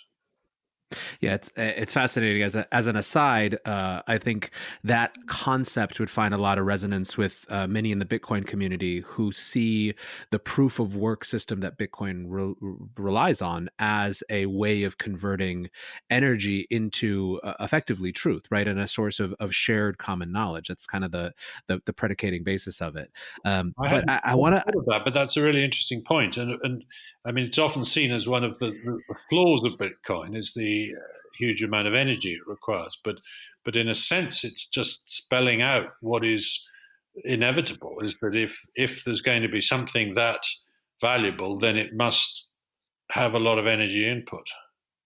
Yeah, exactly. And I think that a lot of there's a number of different counter arguments to the kind of strict energy interpretation, which is, I think, classically maybe the most common critiques you hear are: one, it's used for crime; two, it's the amount of energy; and three, just it's unstable, or it's a bubble or something like that. And I think on the energy argument, there's a lot of interesting things happening in terms of capturing lost energy. There's new companies being set up now to capture energy that would otherwise have to be vented off at a natural gas because it can't go anywhere fast enough, and inputting that into Bitcoin mining. But I think that the other argument is a little bit more basic, which is people and individuals and societies get to choose to what they deploy their energy for.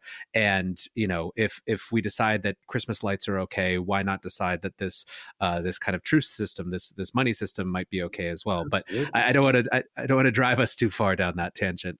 Just some red meat from my Bitcoin friends. But I want to go back to a point that I think was really you almost breezed over, but is so important. You said something to the effect of, just a minute ago, in the 1870s, the light bulb was getting invented no matter what, or you said it more eloquently than that. And it gets to this idea that you posit in the book, that innovation is inexorable. Can you describe just a little bit about what that means? Yeah, well, it obviously can't be the case that everything is inevitable, because otherwise it would have all happened a long time sooner, if you like. But nonetheless, when you look at the history of technologies, you find that almost every technology comes into being in two rival forms or more. 3, 4, 5 different people rushing to the patent office saying, "I've invented that. No, I've invented that." And this phenomenon of simultaneous invention is so striking that actually, as long ago as the 1920s, people were writing down lists of all the people who had rival claims to the thermometer or the whatever it might be, and there are always lots of them. And why is this? I mean, it's almost as if there's something in the air. The light bulb is a very extreme example. As I said, there are 21 different people who have a good claim to having thought this idea up independently. But if you bring it forward to today and to a more recent example, you can see what's happening, I think. And that example is the search engine.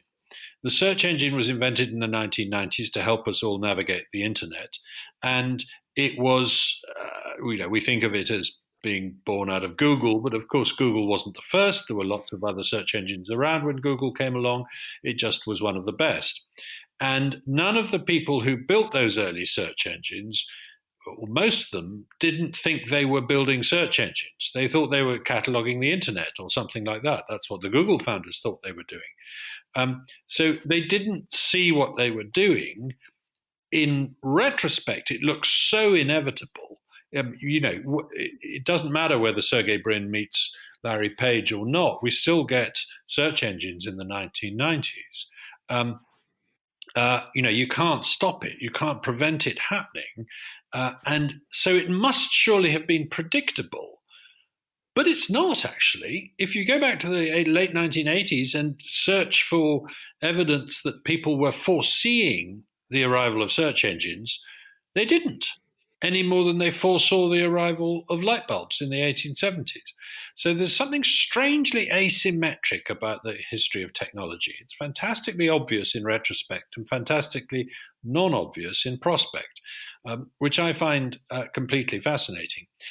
I think the way I would put it is that once a particular combination of technologies come together, then the next step of combining them is inevitable and inexorable. But that doesn't mean that every step in the history of technology is inexorable and inevitable.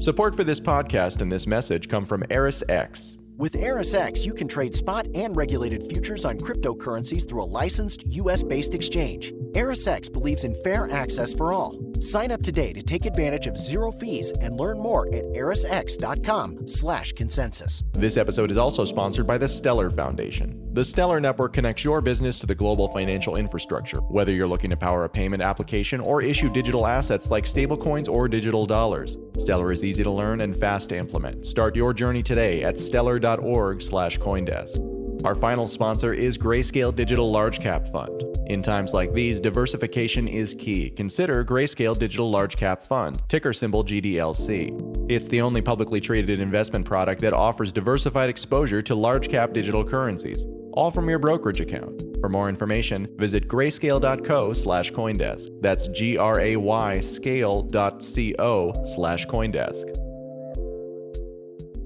This is another great point from the book is we, in addition to not having kind of cogent theories for the economics of innovation or really how it works, we also speak kind of monolithically about it, right? We talk about innovation as though, whether you think it's on the upswing or the downswing, we speak about it as an entire category, when it's sort of important to pierce out where are people innovating at any given time and why. And I mean, I guess when I say where, I mean both, in terms of what context, what industries, what technologies, but also there is a geographic where, historically speaking, as well. What did you notice about the patterns of innovation across the 20th century, and just kind of where bringing us up to the state of innovation today? Yeah, well, I think that innovation is a surprisingly localized phenomenon. I mean, when you think how much civilization there was in the world, how many different, countries with cities and trade and ships and all this kind of thing, nonetheless, I can take you back to any point in history in the last 1,000 years and say this is the innovative part of the world, much more than everywhere else. In the 1980s it would be California. In the 1890s it would be London. In the 1600s it would be the Netherlands. In the 1500s it would be Italy. In the 1000s, it would be Fujian in China, and so on. And why is this? Why is this bushfire burning so brightly in one place at any one time? And it must be something to do with the confluence of trade and immigration and freedom, the freedom of people to do what they want, to do experiments, to invest, to make mistakes, to change course, all these kinds of freedom that come together in one place at one time and create the ecosystem in which innovation flourishes. And, obviously we look at California and say, yeah, and of course, once this was happening in Silicon Valley, everyone went there if they were that kind of person. So it did attract people from elsewhere. And there must be a degree of that too. It doesn't seem to last very long either. These places burnt very brightly for a while, but no longer do so in most cases. And it looks like the bushfire has shifted in recent decades from California to China. China is doing innovation in certain areas, digital, AI, biotech, at a faster rate now than California is, I would guess. If you look at the way Chinese consumers, pay for meals and taxi cabs and things like that, they're sort of way ahead of Americans now. Now, that might be misleading. It might be that it's not as innovative as I think, but that's my guess. And that feels weird because China doesn't feel free enough to be the sort of place where this should be happening. And I think what's happened is that for a brief while, China, although it had a communist party regime which allowed absolutely no freedom in democratic terms, it nonetheless allowed the entrepreneur a considerable degree of freedom down at the bottom of society, where he wasn't being bothered by petty rules and regulations about whether or not he could put up a factory or design a new widget. And that period may be coming to an end, given how extraordinarily authoritarian the regime now is compared with 10 or 20 years ago in China. So I think the moment may be already passing. Well, this is a really interesting point, I think, and the China example being almost potentially an exception that proves the rule in some ways, where effectively it feels like a lot of the positing of the book as it relates to freedom is that if innovation is the byproduct of tinkering, experimentation, people and ideas coming into contact with one another, those are hallmarks of free societies, right? Where government more or less gets out of the way of people and lets them do things. And certainly you have an ongoing tension and balance as it relates to kind of freedom and regulation that is always competing, right? In the U.S., that's one of the interesting things about the software movement is that it had comparatively less regulation, so it was allowed to do a lot of things. That seems to be closing now as we see just how powerfully influential in society these social media platforms are. But the interesting thing about China is that the strange version, I mean, it is a different type of authoritarian than we've seen, because basically they made a bargain, right, with their people that said economic growth and an improvement in your life for your freedoms, right? Effectively. I mean, it's obviously more complicated than that, but that is more or less the base case. And so in that context, you have to incentivize innovation to get the economic growth that you want. In fact, you have to incentivize innovation when you can't get traditional economic growth, because, maybe you don't have traditional economic growth, but at least you have the convenience of new mobile apps. And we see this played out even now in the blockchain industry, where China is investing a huge amount of money to be perceived as the leader in that, to attract business that wants to be interested in that space, regardless of whether it will be a thing. It might be a bridge to nowhere, but it's interesting, I think, in that it shows, there's such an intentional bargain for the economic growth that innovation brings, contra freedom. But if that declines, I think in some ways it might reinforce the point even more. Yeah, that's a really interesting point, and I didn't know that they were pushing into blockchain to the extent that you describe.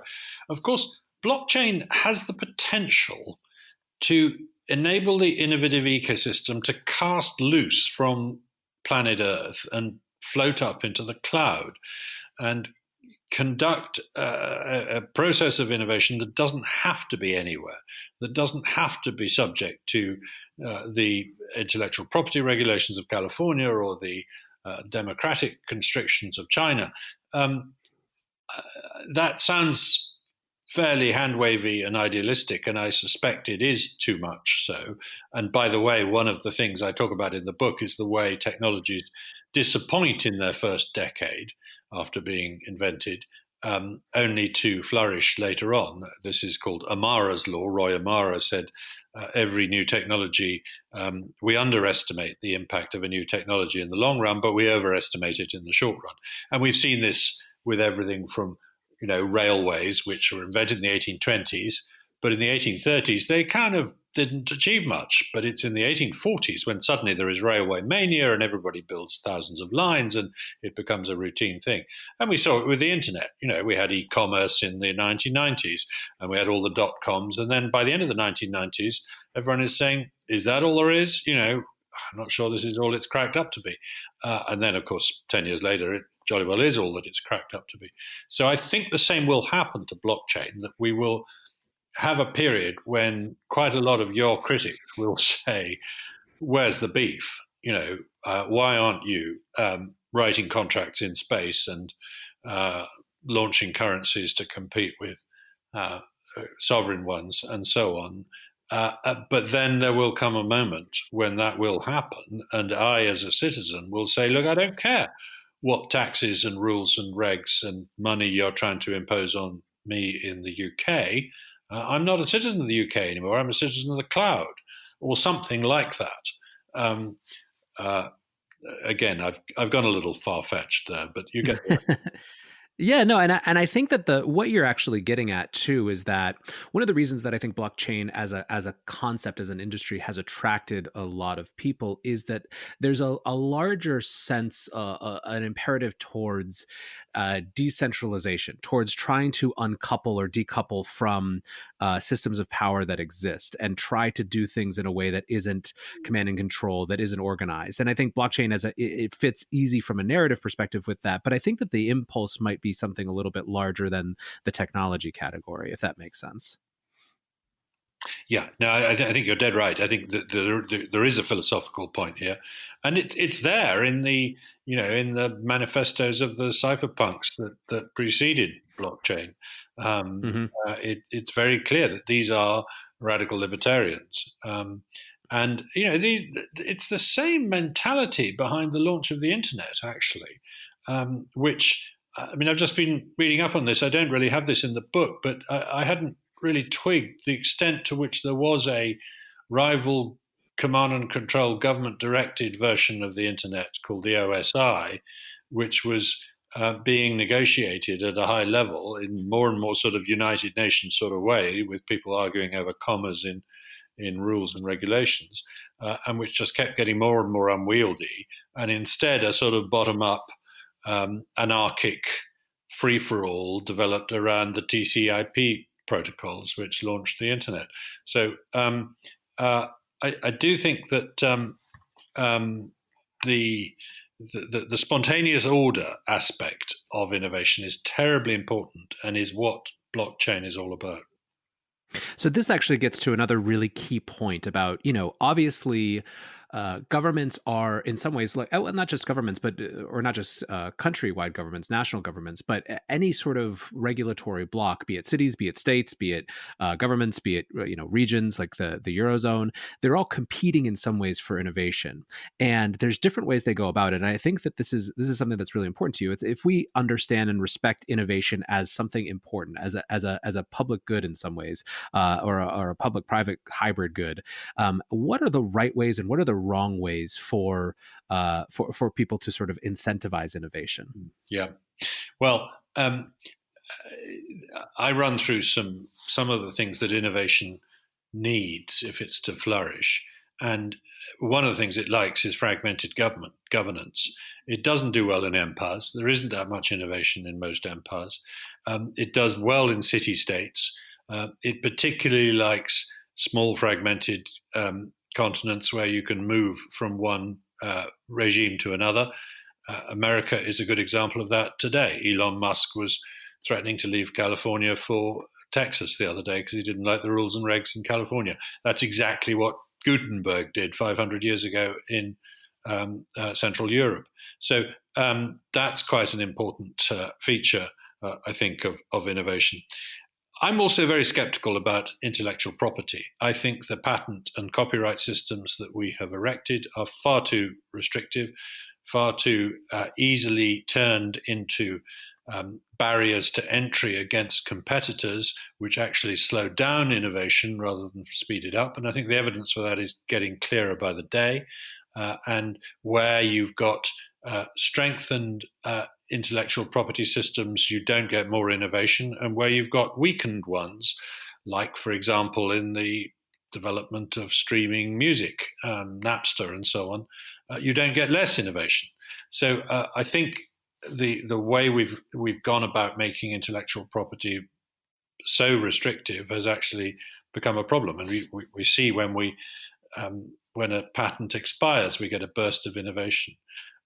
So there are quite a few things that are being done by governments today that don't help. The other thing, of course, is subsidies, grants, and winner picking. Governments love saying, this is the innovation we would like to champion. We're going to give it a grant. We're going to open its headquarters with a fanfare, and we're going to subsidize its products. And often governments are terrible at picking the right technologies, and they end up subsidizing dead ends again and again and again. And they don't keep an open mind about which of different rival technologies will reach a goal.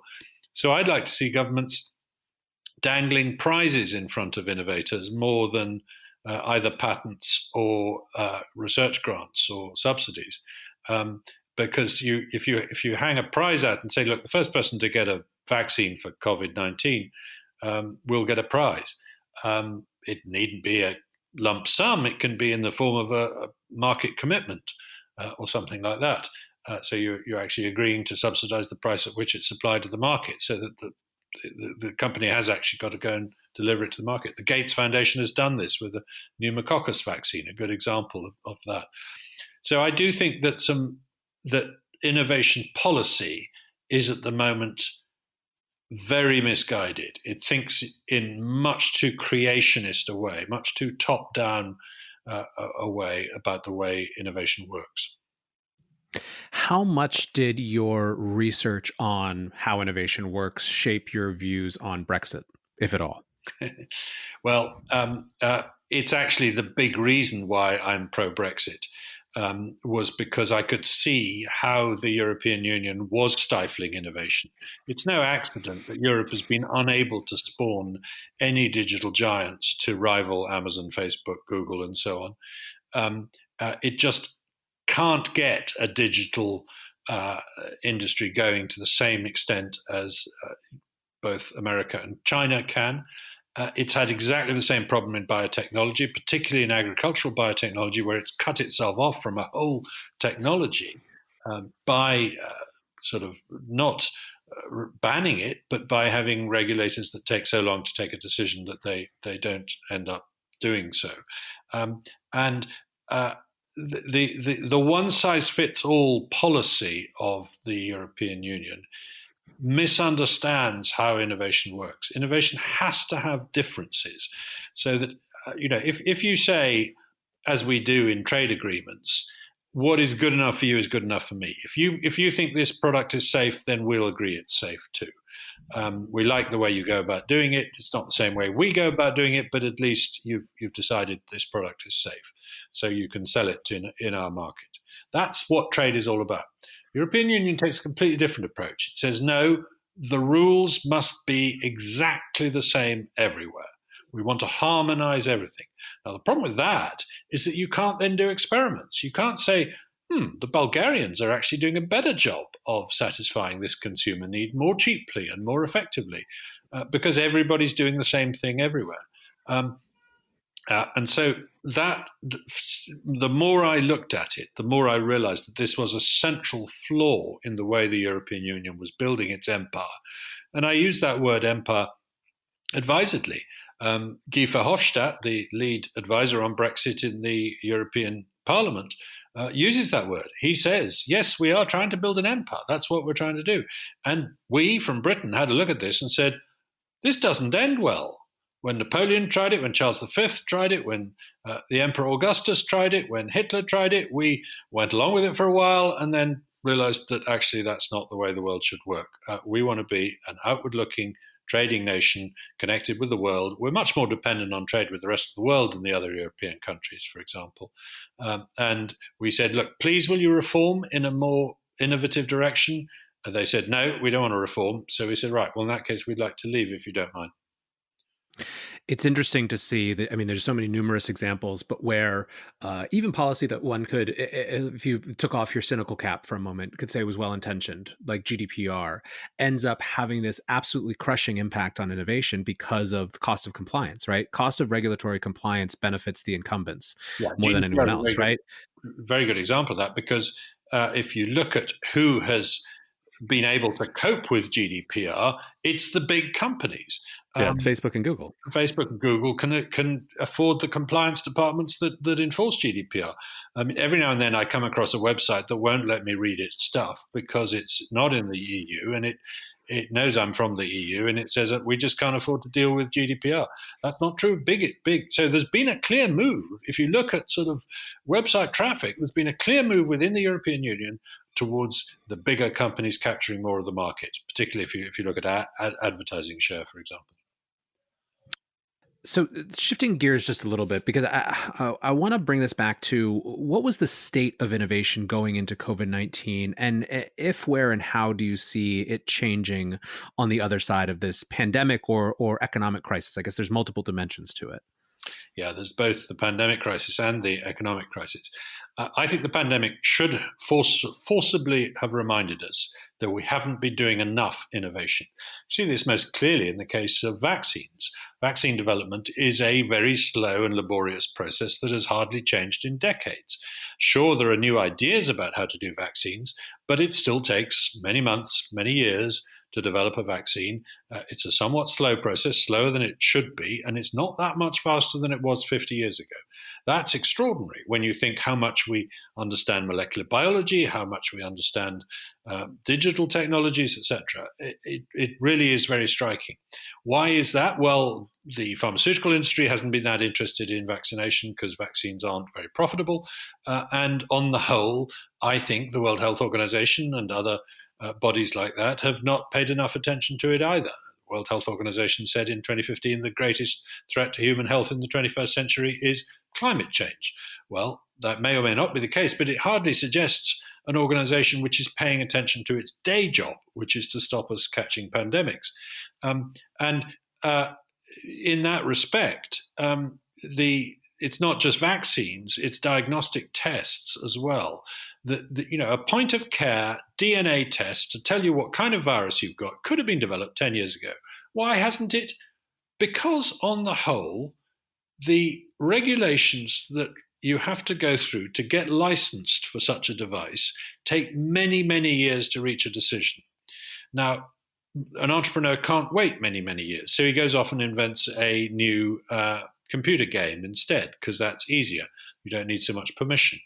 When you think about it, that is what has slowed down the development of these technologies, the length of time it takes, because look around you now.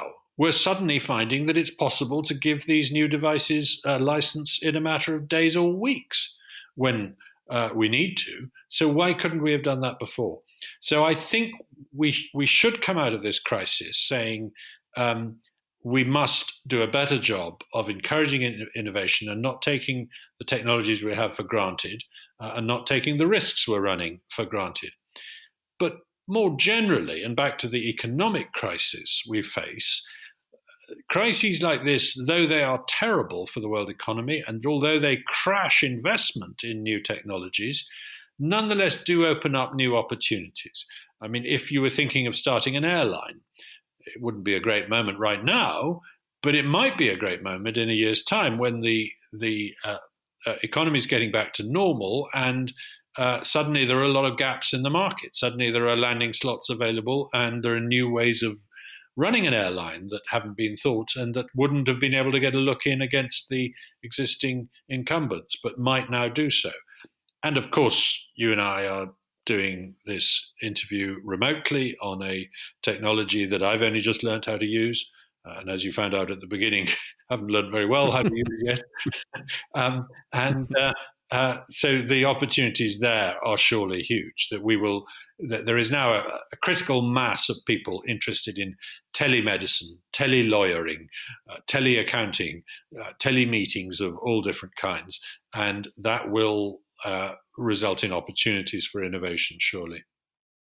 All right, so we are now living through this very troubling time, and you talk about a little bit about the opportunities that you saw. But what is the rational, optimistic point of view coming off the other side of this crisis, and is it about innovation?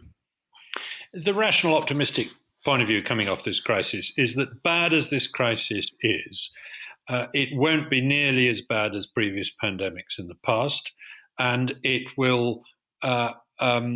It looks like it will pale in comparison with the improvements that poor people in the world in particular have seen in the last decade, where the rate of decline of extreme poverty has been truly extreme. So even if that goes into reverse for a year or two, we will be much better off than we were 10 years ago. And there is every prospect that the process that produces prosperity will resume in the next few years. And that we will therefore claw our way back to prosperity and progress. It can't be guaranteed, of course. I mean, this might lead to a war. It might lead to a nuclear war. It might an asteroid might appear. A worse pandemic might appear, and so on. So I'm not here to say that everything's going to be perfect. And indeed, in The Rational Optimist, I said a lot of things are going to go wrong in the 21st century, including possibly terrible flu pandemics. But nonetheless, the process that inevitably, inexorably grinds human living standards upwards is still there. And an essential part of it is innovation. Matt, thank you so much for joining us today. Really enjoyed that. Thank you. We had a few technical difficulties, which were really unfortunate towards the end of the interview, and we had to wrap up a little quickly. There are two more questions that I wanted to discuss with Matt, and that hopefully will form the basis for our next conversation on the breakdown. The first has to do with reconciling the need for innovation and incentivizing innovation with something like the issue of stock buybacks that we've seen. In the book, Matt wrote, "A symptom of the disease is that companies are sitting on huge cash piles, measured in trillions, and multinational firms have become net lenders rather than borrowers because they cannot see ways to invest their money in innovation. Some big pharmaceutical companies may now make more profit from their financial investments than they do from selling drugs. When big companies do spend money, it is often defensively to enforce their patents or protect their market share. Their assets are aging and they are increasingly apt to play safe. This is partly the fault of diffused ownership by pension funds and sovereign wealth funds, and the lack of skin in the game that comes with it, which has a tendency to turn entrepreneurs into rentiers, extracting profits from local monopolies achieved through raising barriers to entry via intellectual property, occupational licensing, and government subsidy. The dead hand of corporate managerialism then finds that it is easier to control markets than to contest them, to plan rather than experiment. Of course, many companies still pay lip service to innovation, appointing executives to jobs with the word in the title and adopting slogans that use the term, but this is often meaningless blather disguising a deep attachment to the status quo." This is Matt talking about innovation famine, which I think is a hugely important topic, especially after what we've just seen and the unbelievable lack of resilience in corporate markets in the wake of this crisis. I think this is all part of a really important story. So that'll be part one of our next conversation whenever it's to happen. Part two, I think, comes to this question of how innovation is about enabling people to work for each other. Matt writes, "The chief way in which innovation changes our lives is by enabling people to work for each other. As I have argued before, the main theme of human history is that we become steadily more specialized in what we produce, and steadily more diversified in what we consume. We move away from precarious self-sufficiency to safer mutual interdependence. The question becomes to me, what happens if we stop trusting each other? On a local level, on a national level, whatever the level might be. I think we're in a moment where we're dealing with very contentious issues of globalism and globalization versus localism and localization. And I wonder about Matt's views about how this potentially impacts or threatens innovation. Those are the two questions that we have. It's a great start for a future episode. I know that some of you will be hungry and want Matt to come join again right now to talk about that. But anyways, guys, until then, thank you for listening. I appreciate you hanging out. And so until tomorrow, be safe and take care of each other. Peace.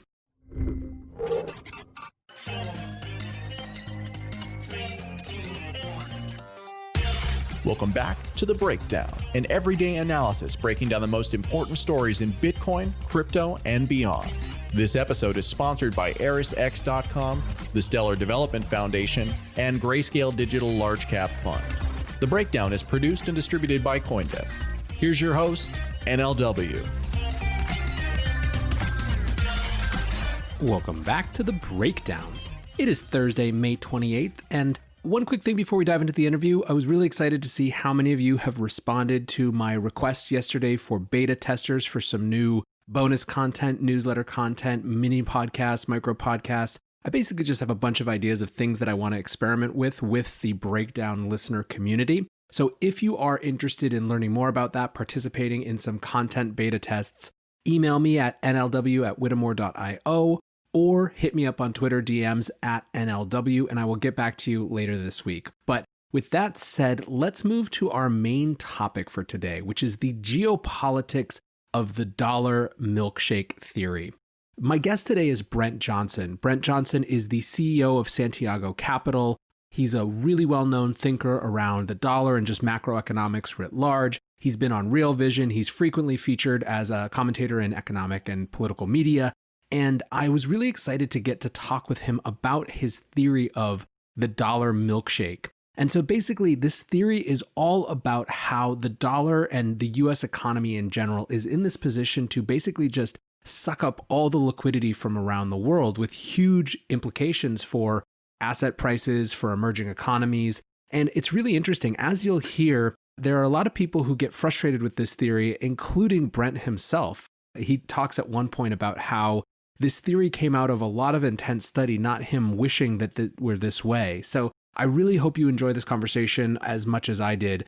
As usual, edited only lightly. You know the drill. Let's dive in. All right, we are here with Brent Johnson. Brent, thanks so much for hanging out.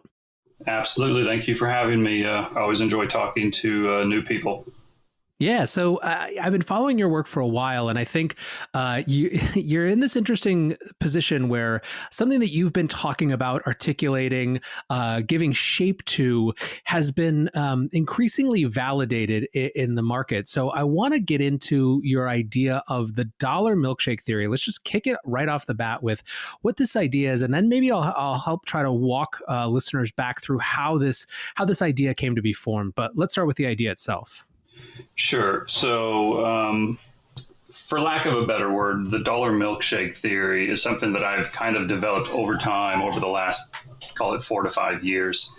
And it's basically one where I think we're kind of reaching the end of this global super debt cycle. The global debts have gotten so big that I think there's going to be a reckoning day. And I think for a number of reasons, the global liquidity is going to get squeezed, for lack of a better word, into the U.S. dollar.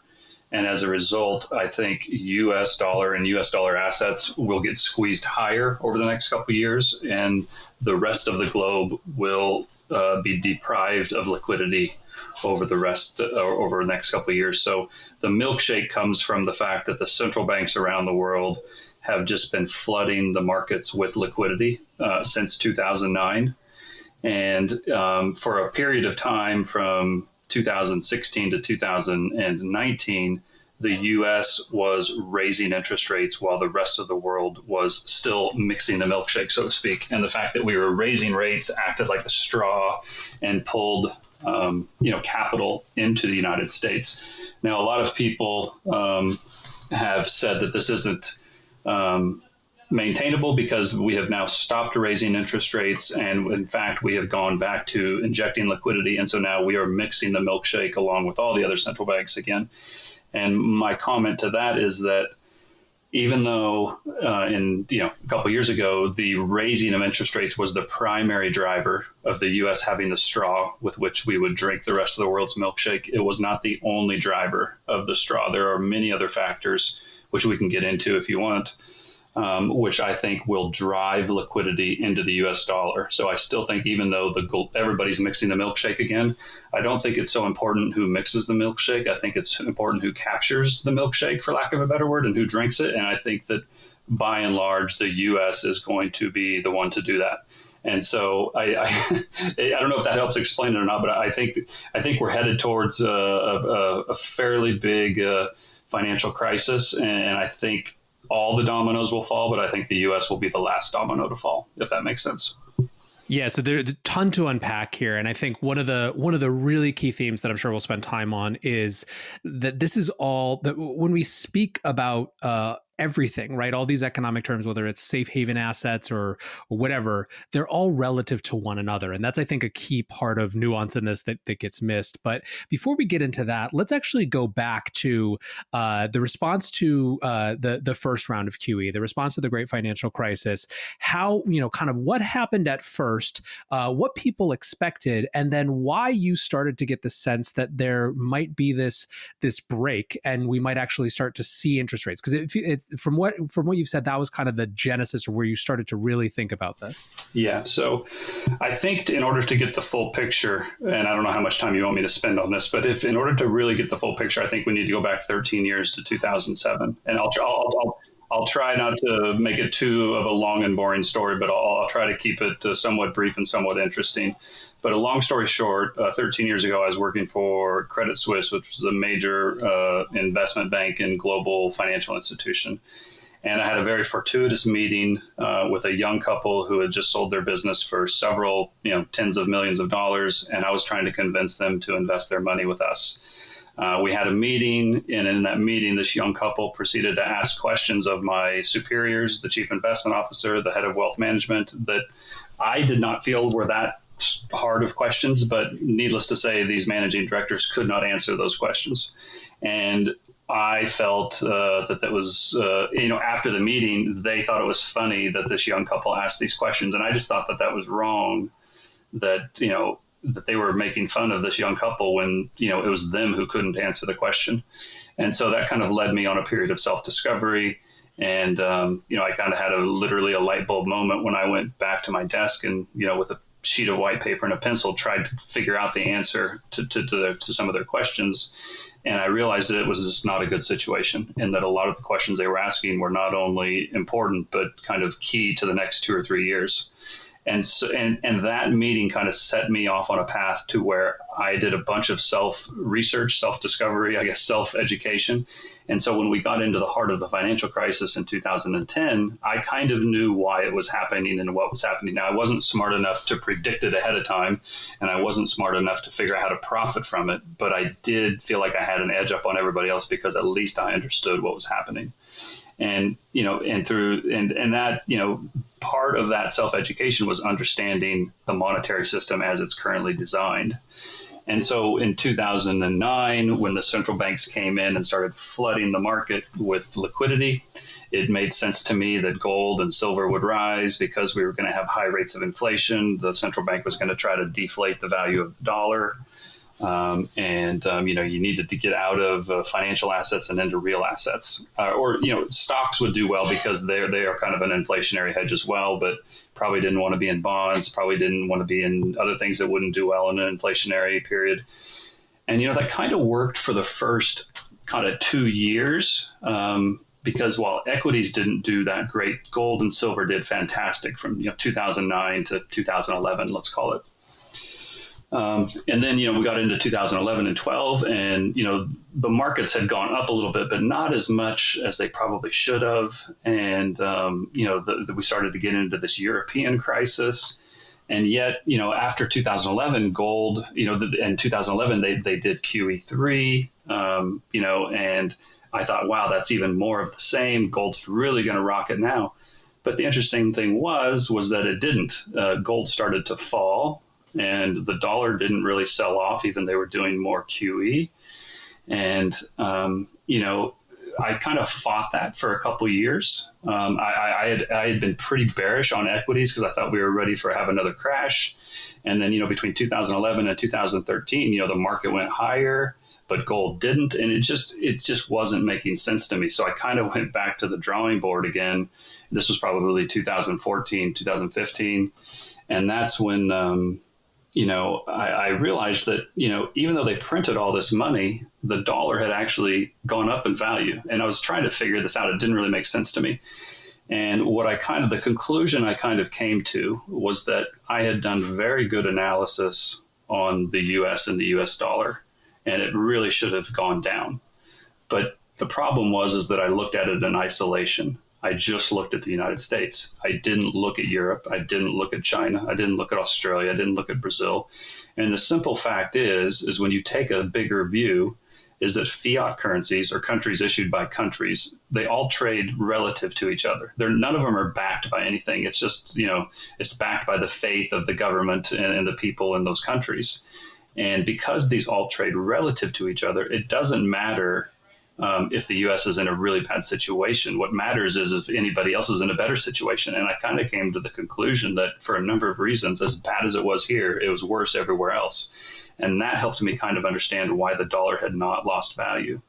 And that kind of, so that 2016 was the time frame where I thought that, gold might not break out yet. I had initially thought gold would be breaking out. And then because I understood what was going on with the dollar at this point, I thought that the gold might not break out. And, I kind of held that view really until now. And it was right through summer of 2019. But about a year ago, gold really kind of had a move. And, I thought we would eventually get into a period of time where both gold and the dollar rose together, versus all other fiat currencies. And that's kind of happened here in the last year. I'm not sure if, we're kind of off to the races on that yet, but I still do believe that happens. Again, mainly because fiat currencies trade relative to each other. And even though we have all these problems in the U.S., I think the U.S. will do better than the rest of the world. And I think gold will probably do better than a number of these other currencies. So that's why I see both gold and the dollar rising versus other currencies. So that's kind of a long explanation. I hope that made sense. But that was really kind of how I got to this theory.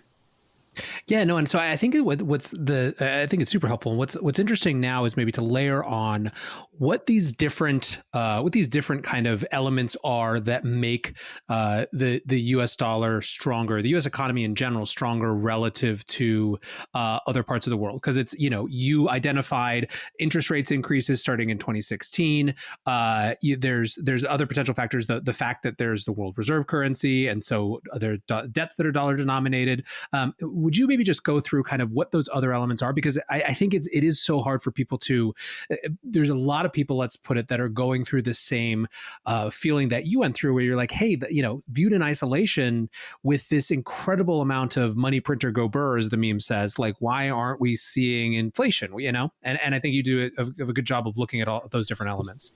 Well, the first thing I would say is I want to disabuse people of an idea that you can't have inflation alongside a rising dollar. You absolutely can have inflation alongside a rising dollar. And when I say a rising dollar, I mean versus other fiat currencies. And I can give you a really simple way to prove this to yourself, and that is to just ask yourself, is your cost of living today higher than it was in 2007 or 2008? I think the answer will probably be yes. But if you go back and you look at it, the dollar has actually risen versus fiat currencies since 2007 and 2008. So that's a 12-year period where the dollar went up in value, but so did the cost of living. So the idea that, inflation is the dollar losing value, again, versus what, right? And when I'm talking about the dollar going up in value, I'm talking about it going up in value versus other fiat currencies. Now, it may lose value against some commodities or some costs and expenses that you have, but on the global stage, as far as currencies are concerned, the dollar is reigning supreme. And part of the reason is the institutionalized effects of the global reserve currency. Now, there's probably a lot of people out there that don't even know what that means. Essentially, what it means is that one nation's currency, typically the most powerful country in the world, issues a currency, and then that currency kind of gets adopted by the rest of the world to use. And so because the U.S. is the global reserve currency, a number of goods and services, mainly commodities around the world, are priced in dollars. A lot of global trade around the world is priced in dollars. And so the institutionalized effects of, if you sell goods to the United States, and because the United States is one of the biggest consumer markets in the world, if you sell goods in the United States, you receive dollars in return. And if you receive dollars in return, then you can either hold them or exchange them for foreign currency. But if you're doing a lot of business with the United States already, you may need to keep dollars. So then you invest those dollars in U.S. dollar assets, maybe treasuries or U.S. stocks or real estate or whatever it is. The point is there becomes this institutionalized effect of, because you do a lot of business in dollars, you hold dollars, you hold your reserves in dollars, you hold your savings in dollars, and that leads to U.S. dollar assets getting a bid. So it's kind of a reinforcing system. So that's one reason, that the one characteristic of the straw, so to speak. Another one is that because the U.S. has one of the biggest consumer markets in the world, and because it's one of the biggest economies in the world, we have the biggest and deepest financial markets in the world. And the reason that's important is because that means there's lots of liquidity. Because there's a lot of people who want U.S. dollar assets, that means it's easier to sell your U.S. dollar assets when you need dollars. If you've ever invested in a illiquid asset, such as a piece of land that nobody wants, or a commodity that nobody wants, or a currency that nobody wants, that means it has less liquidity. It's harder to sell. But because U.S. dollars and U.S. dollar markets are very deep, that means they're very liquid. And so that's another reason why people choose to hold dollars. Another reason is the rule of law. Now, again, you got to think of this on a relative basis. You may argue that the rule of law does not exist to the way it should in the United States. And I would say that perhaps you're right, but then go around the world and tell me where it exists even better than the United States. And I think you'll find that at least there's a process here that people understand. They know how they can litigate. They know how they can settle disputes. There are contracts that are legally enforceable. That is not the case in all other countries. And so the fact that people feel like they can come here as a good place to do business attracts people to the United States. Another thing that many people just don't realize is that because a lot of commodities and a lot of global goods are traded in dollars or priced in dollars, even when countries who have nothing to do with the United States trade with each other, they trade in US dollars. So as an example, Brazil may be doing business with Japan, but those invoices may be priced in dollars. And if they're priced in dollars, when money gets wired back and forth between Brazil and Japan, because it's a dollar, then the United States government says, well, that's our jurisdiction. So if that flow of dollars needs to take place through a United States correspondent bank. And basically that's the US dollar payment system. So in other words, in order to when money travels around the world, it doesn't just like magically appear. It travels over wires and channels and routes, however you want to define that are basically designed and overseen by the United States. And so we can allow people on that system, or we can kick people off of that system. And if you're kicked off of that system, like has happened to Russia and Iran and Venezuela and some other countries over the last after the last decade, and maybe even further back than that, it becomes increasingly hard to do business on a global stage. So that the fact that we control those channels, that is a part of the straw as well. The other part of the straw that many people don't like, but that is an absolute fact of life, is the U.S. Navy. The United States military enforces the use of the U.S. dollar as the global reserve currency. And if you think that this is all conspiracy theory, I would just say that I can name you 2 or 3 world leaders who have attempted to set up trade routes or trade treaties or, currencies, non-dollar treaties who are no longer in power. And these are in places like, Iraq, Libya, Panama. This isn't an accident that these things happen. And again, I might not like it, but it is a fact of life. So those are just a couple of the different things that lead, to the world economy operating on a U.S. dollar basis. Well, I think that I actually think that the Navy point is pretty important relative to understanding the global system that we have now, right? The Bretton Woods system that was architected after World War II, it wasn't just like the U.S. was saying, hey, we just won that thing, so use our dollar now. It came with an implicit and in many cases explicit security guarantee, right? That was part of the nature of the system. And I think that what has made the last 40 years since the end of the Cold War, but especially the last 15 years, let's call it, such a strange period, is that we're seeing the unwinding of that security degree, but the kind of the dollar part of the system is still as strong, and as you're pointing out, in many cases stronger. So it's a very strange time. But I think you're right to point out that this is that the military, the historic military apparatus. And by the way, this is not for those who are just kind of like thinking about it as purely negative. And I think you've made some really important points about the negative parts of it. It's also the reason why countries didn't have to create their own internal supply chains anymore. Now, there's, I think, a lot of good conversation happening now about why that may not be in everyone's interest to have a totally global, just-in-time supply chain, and no one have to care about geography. But the fact of the matter is that security guarantee was what allowed that to happen. So I actually think it's a really important point. And I'll give you another example, too, because a lot of times when I point out the military, they'll think that this is, that I'm claiming that we're going to war constantly and we're, taking over other countries. And listen, I'm not saying that hasn't happened, but that's just part of it. I'll give you another concrete example. And that is there's one of the biggest and most important shipping lanes in the world takes place off the east coast of Africa, through the Suez Canal, down around South Africa, out into the Indian Ocean. And, a few years ago, that was a part of the globe where, it sounds funny these days, but literally there were pirates and they were, taking over ships and then holding those ships for ransom. And, there's that famous, there was a movie even made about, I think it was called Captain Phillips, if I remember right, where, a tanker was hijacked by, some pirates. And, the way it was resolved is the U.S. military pulled a carrier up alongside that ship. And, and the commandos or the Delta Force members or the Green Berets, whoever it was, snuck aboard the ship and took it over and got the hostages freed. And again, that's an example of the U.S. maintaining free trade lines that didn't involve the U.S. going to war. But again, it just, that was the U.S. that did that. It wasn't Russia that did it. It wasn't Brazil that did it. It wasn't England that did it. It was the United States that did it, and it was on the other side of the world. And so that's just, but that type of activity, again, you might not like it, but it does allow for efficiency of trade.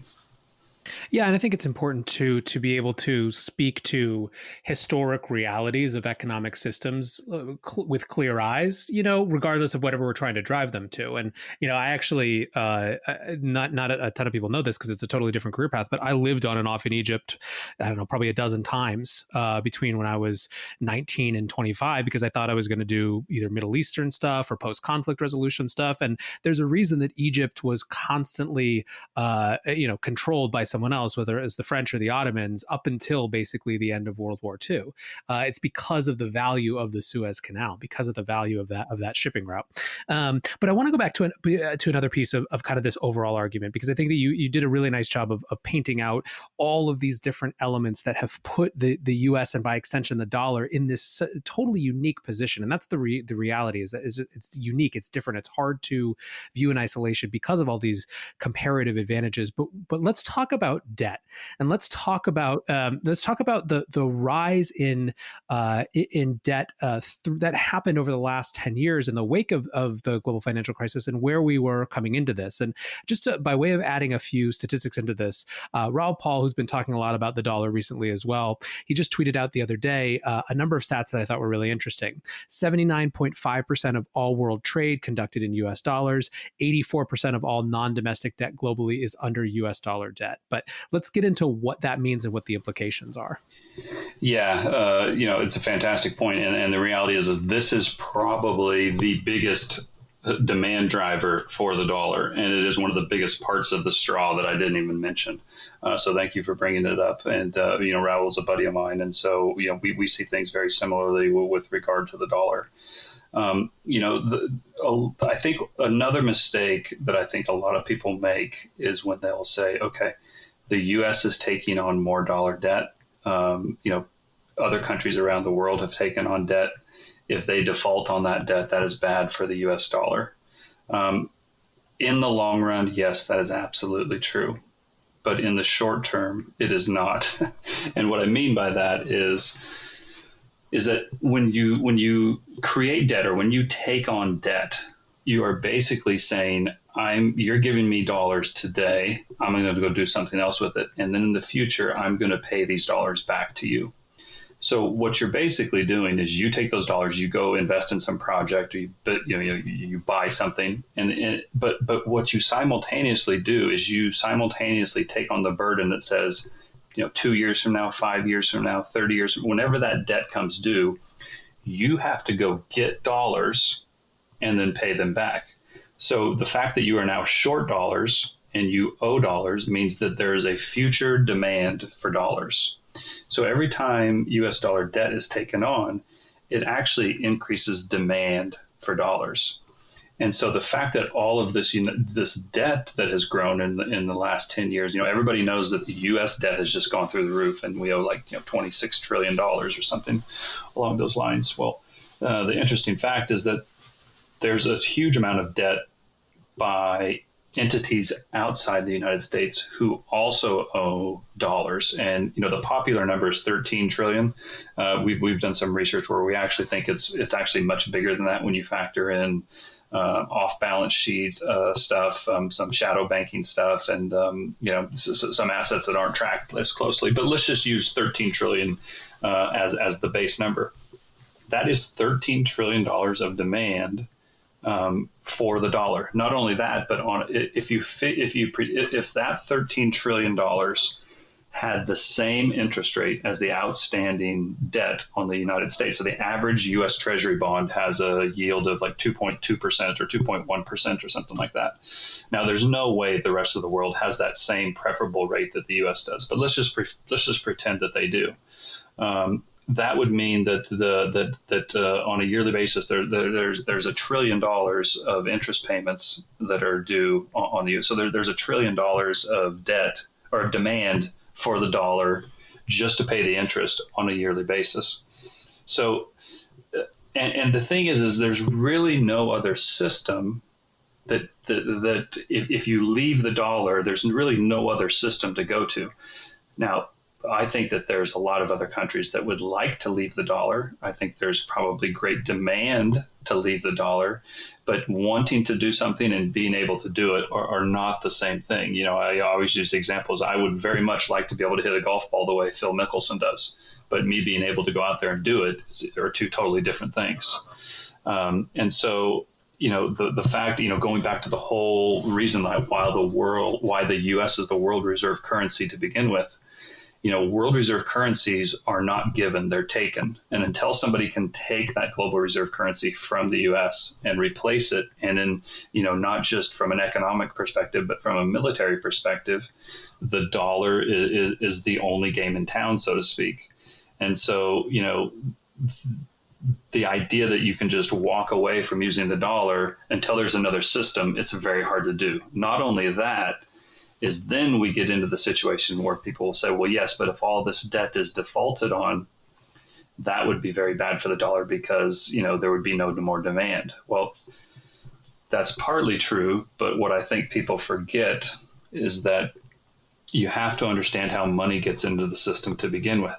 And without going into too much detail, because this conversation in itself could last 5 hours, but money in today's monetary system, for the most part, is loaned into existence. It doesn't actually exist in physical form. It's all just ones and zeros, and it's mostly digital, and it's mostly created in the form of loans. And so when, you know, one man's debt is another man's asset, or one woman's debt is another woman's asset. And so if debt gets defaulted on, yes, the demand for the dollar does fall based on that amount of loan that's defaulted on.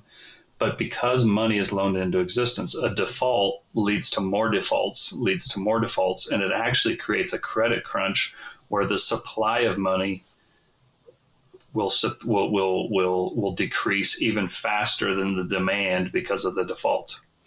And so even though the demand has fallen, if supply falls even faster, or money becomes even harder to get because of this credit crunch, the price of the money can still rise. And so because there's really no exit valve other than gold, and we can talk about gold or Bitcoin or something like that if you want to as well, because there's really no other system to go to, the dollar will rise even if there are massive defaults on the dollar. Support for this podcast and this message come from ErisX. With ErisX, you can trade spot and regulated futures on cryptocurrencies through a licensed U.S.-based exchange. ErisX believes in fair access for all. Sign up today to take advantage of zero fees and learn more at erisx.com/consensus. This episode is also sponsored by the Stellar Foundation. The Stellar Network connects your business to the global financial infrastructure, whether you're looking to power a payment application or issue digital assets like stablecoins or digital dollars. Stellar is easy to learn and fast to implement. Start your journey today at stellar.org/Coindesk. Our final sponsor is Grayscale Digital Large Cap Fund. In times like these, diversification is key. Consider Grayscale Digital Large Cap Fund, ticker symbol GDLC. It's the only publicly traded investment product that offers diversified exposure to large cap digital currencies, all from your brokerage account. For more information, visit grayscale.co/Coindesk. That's GRAY scale.co/Coindesk. The interesting thing is, you know, you take this, what you have is kind of this dollar powder keg, right? Where anything that, any sort of liquidity crunch, as we saw at the beginning of this economic crisis with COVID-19, just sets off a huge amount of demand for dollars, right? Because it's not just the natural demand of kind of the US's debt and debt held here, but the world's debt, right? When everything comes due, there's this huge artificial debt, which creates a spiral up in the price, which then starts to impact local economies, especially emerging market economies, where it's not even necessarily kind of this super debt cycle, but just the fact that if you're a net importer and everything coming in is priced in dollars, but everyone's paying you in a local currency, if those things start to break apart, it just creates chaos. And we're seeing that in, a huge number of economies around the world. Lebanon stands out as one that's had a real big shift in fortunes over the last 6 months. But it becomes this kind of this spiral on a pretty big level.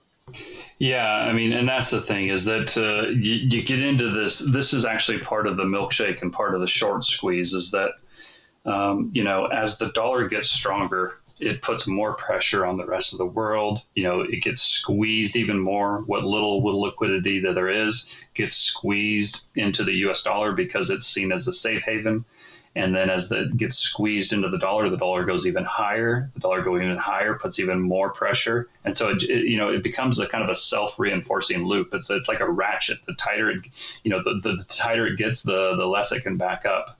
And so, and it can develop very fastly. And the way I use to explain it is, I'm not sure if your listeners are familiar with gold, and the arguments for owning gold. But one of the arguments for owning gold is that there's just not that much of it, right? If we were to go back to some kind of a gold standard, there's not enough gold in the world to go around, for all the demand. There would be, at least not at current prices. And so as that demand increases, the price of gold would increase, and therefore you should own gold. That's part of the argument. Well, it's the same dynamic, and part of the argument is that there's a lot of paper gold that's traded out there, but it's just a promise for gold. It's not actually physical gold. And so, on the COMEX, there's like 200 times the amount of gold trades on the COMEX as they actually have, in reserve, if everybody actually tried to take the gold that they quote unquote own. It's kind of fractional reserve gold banking, so to speak. Well, the same thing exists in US dollars. It's a fractional reserve system, which means that on any one day, if everybody went to the bank to pull out their money, there's just not enough money there. The banks do this because they know not everybody's going to go to the bank on the same day and pull all their money out. And so they keep a fraction, quote unquote, of the reserves in the bank, and the rest are lent out and sent around the world, and money is created out of, more money is created, et cetera, et cetera. But the same thing happens in fiat currencies that could happen in gold. If everybody who has these paper certificates or this paper wealth wants to go and get their physical dollars, there's just not enough to go around. And so that would cause each individual physical dollar to go up in value if everybody, tried to get it on the same day. And that's exactly what we saw, a few months ago in March. It was essentially a global margin call on the dollar, and not just the US.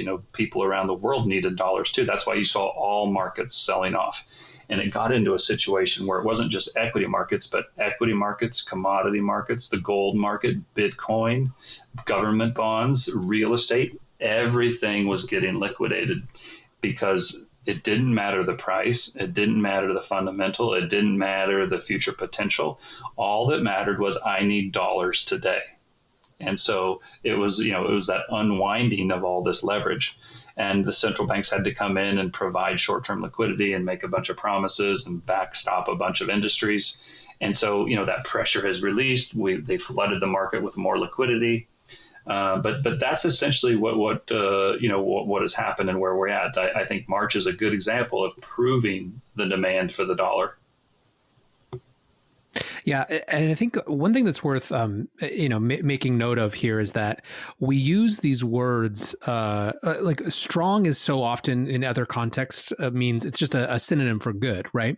But the problem is, a strong dollar, it creates, one, an incentive to not spend all those dollars, to hoard them, right? So all of a sudden, kind of the loaning of money goes out. It creates, it makes it impossible for American exports to be purchased by anyone, right? We had Lynn Alden on the show last week, and she was making the correlation between times when the dollar has been the strongest and when corporate earnings, so actual, not just top line growth in stock prices or anything like that, but actual earnings have been lower, again, for large their reasons, because everyone operates multinationally at this point. And I think it's just, it's useful for people to understand that that this spirals in a way that just freezes the whole system, rather than it just being kind of hard for some other places. It's not good for the US, I guess, as well. So maybe we can get into that, like why, because I think this is the crux of maybe understanding what happens next, at least on the policy side. I think the individual side, diversifying into things like gold and Bitcoin is worth talking about as well. But from a policy perspective, how does the strength of the dollar become bad for the US itself? And can you see, although it's been the pillar of the global system for so long, can you see arguments start to crop up that it would be in the US's interest to not be the world reserve currency anymore?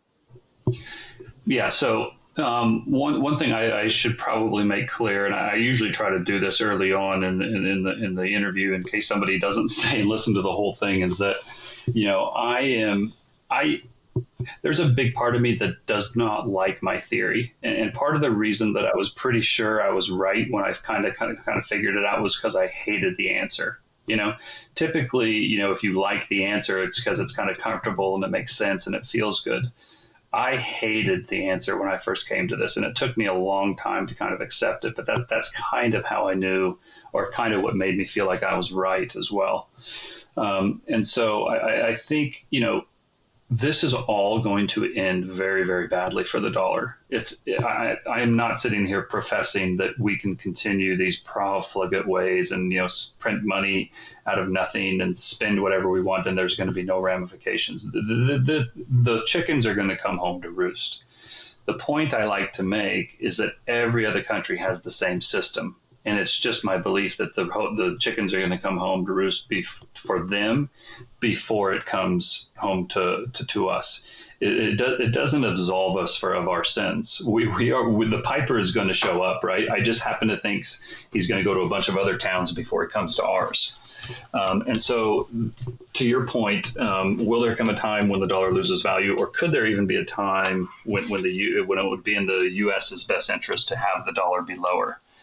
And I think the short answer is yes. I think that, after the next, call it 2, 3, 4, maybe even 5 years of dollar strength, that there will more than likely come an event, whether it's it's out of the blue or whether it's a coordinated event where the dollar will get revalued lower. And what I mean by that is perhaps the government, after the dollar gets so much stronger and it kind of brings the global economy to its knees, maybe we'll have another Bretton Woods type conference or another Plaza Accord type deal where the world will come together and they'll say, listen, the debts have just gotten too big. The system that we designed, it's a horror show. The dollar's just gotten too strong. We need to write off these debts. We need to come up with a new system. And I think in something like that, then it would probably be in not just the U.S.'s interest, but the whole world's interest to do that. But I don't think that something like that happens until there's a lot of pain. Again, you got to remember that this is a system that has been built over the last 80 years. And the amount of blood, sweat, tears, political capital, human sacrifice as far as military excursion. This is not something that the U.S. is just going to wake up one day and hand over. And despite there being some advantages for the U.S. to have a lower currency, there are incredible advantages to being the world reserve currency and having a strong dollar. I just don't see any politician that wants to give that up. Now, it's possible and make it to a situation where they don't have any choice. But I don't think that there's a bunch of politicians behind, dark curtains in Washington, D.C. trying to come up with a way to lose the world reserve currency. Some people may believe that that's the case. I don't believe that's the case because I think the advantages vastly outweigh the disadvantages. However, what I will say is that Trump's policy of America first, unfortunately, as it may sound, does not fit with the current design of the monetary system. And what I mean by that is that there's this thing called Triffin's dilemma. And this is a famous economist named Robert Triffin from, I think, back in the 60s, perhaps the 70s, who kind of came out and said, this global reserve currency issued by one country, it's all great for a period of time, but eventually you will come into a situation where the needs of the global community come into conflict with the needs of the domestic community. And when that happens, there's a crisis because you can't have it both ways. And what Donald Trump has done is drive us right into the heart of Triffin's dilemma. America first policies do not square with the current design of the U.S. Of the global monetary system. And, it's not like you can just walk into Trump and say, hey, the system isn't designed for this. Because you know what he's going to say? He's going to say, I don't care. This is the way I want it, America first. And, other countries be damned. And so, this is going to end badly. I don't know exactly how it's going to end. My thesis is that the dollar will get stronger before it gets weaker. But back to your initial question, I know I kind of went on a little bit of a tangent there.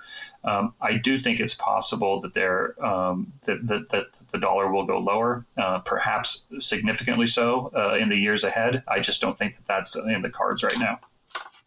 It's really interesting seeing, I think that the Overton window is kind of open and expanding on this conversation about what a post-global, U.S. global reserve system might look like. But it's so interesting that we're so early in that conversation. I think this validates your point of there being neither no blueprint or consensus or political will to actually drive that conversation forward, even if someone became convinced.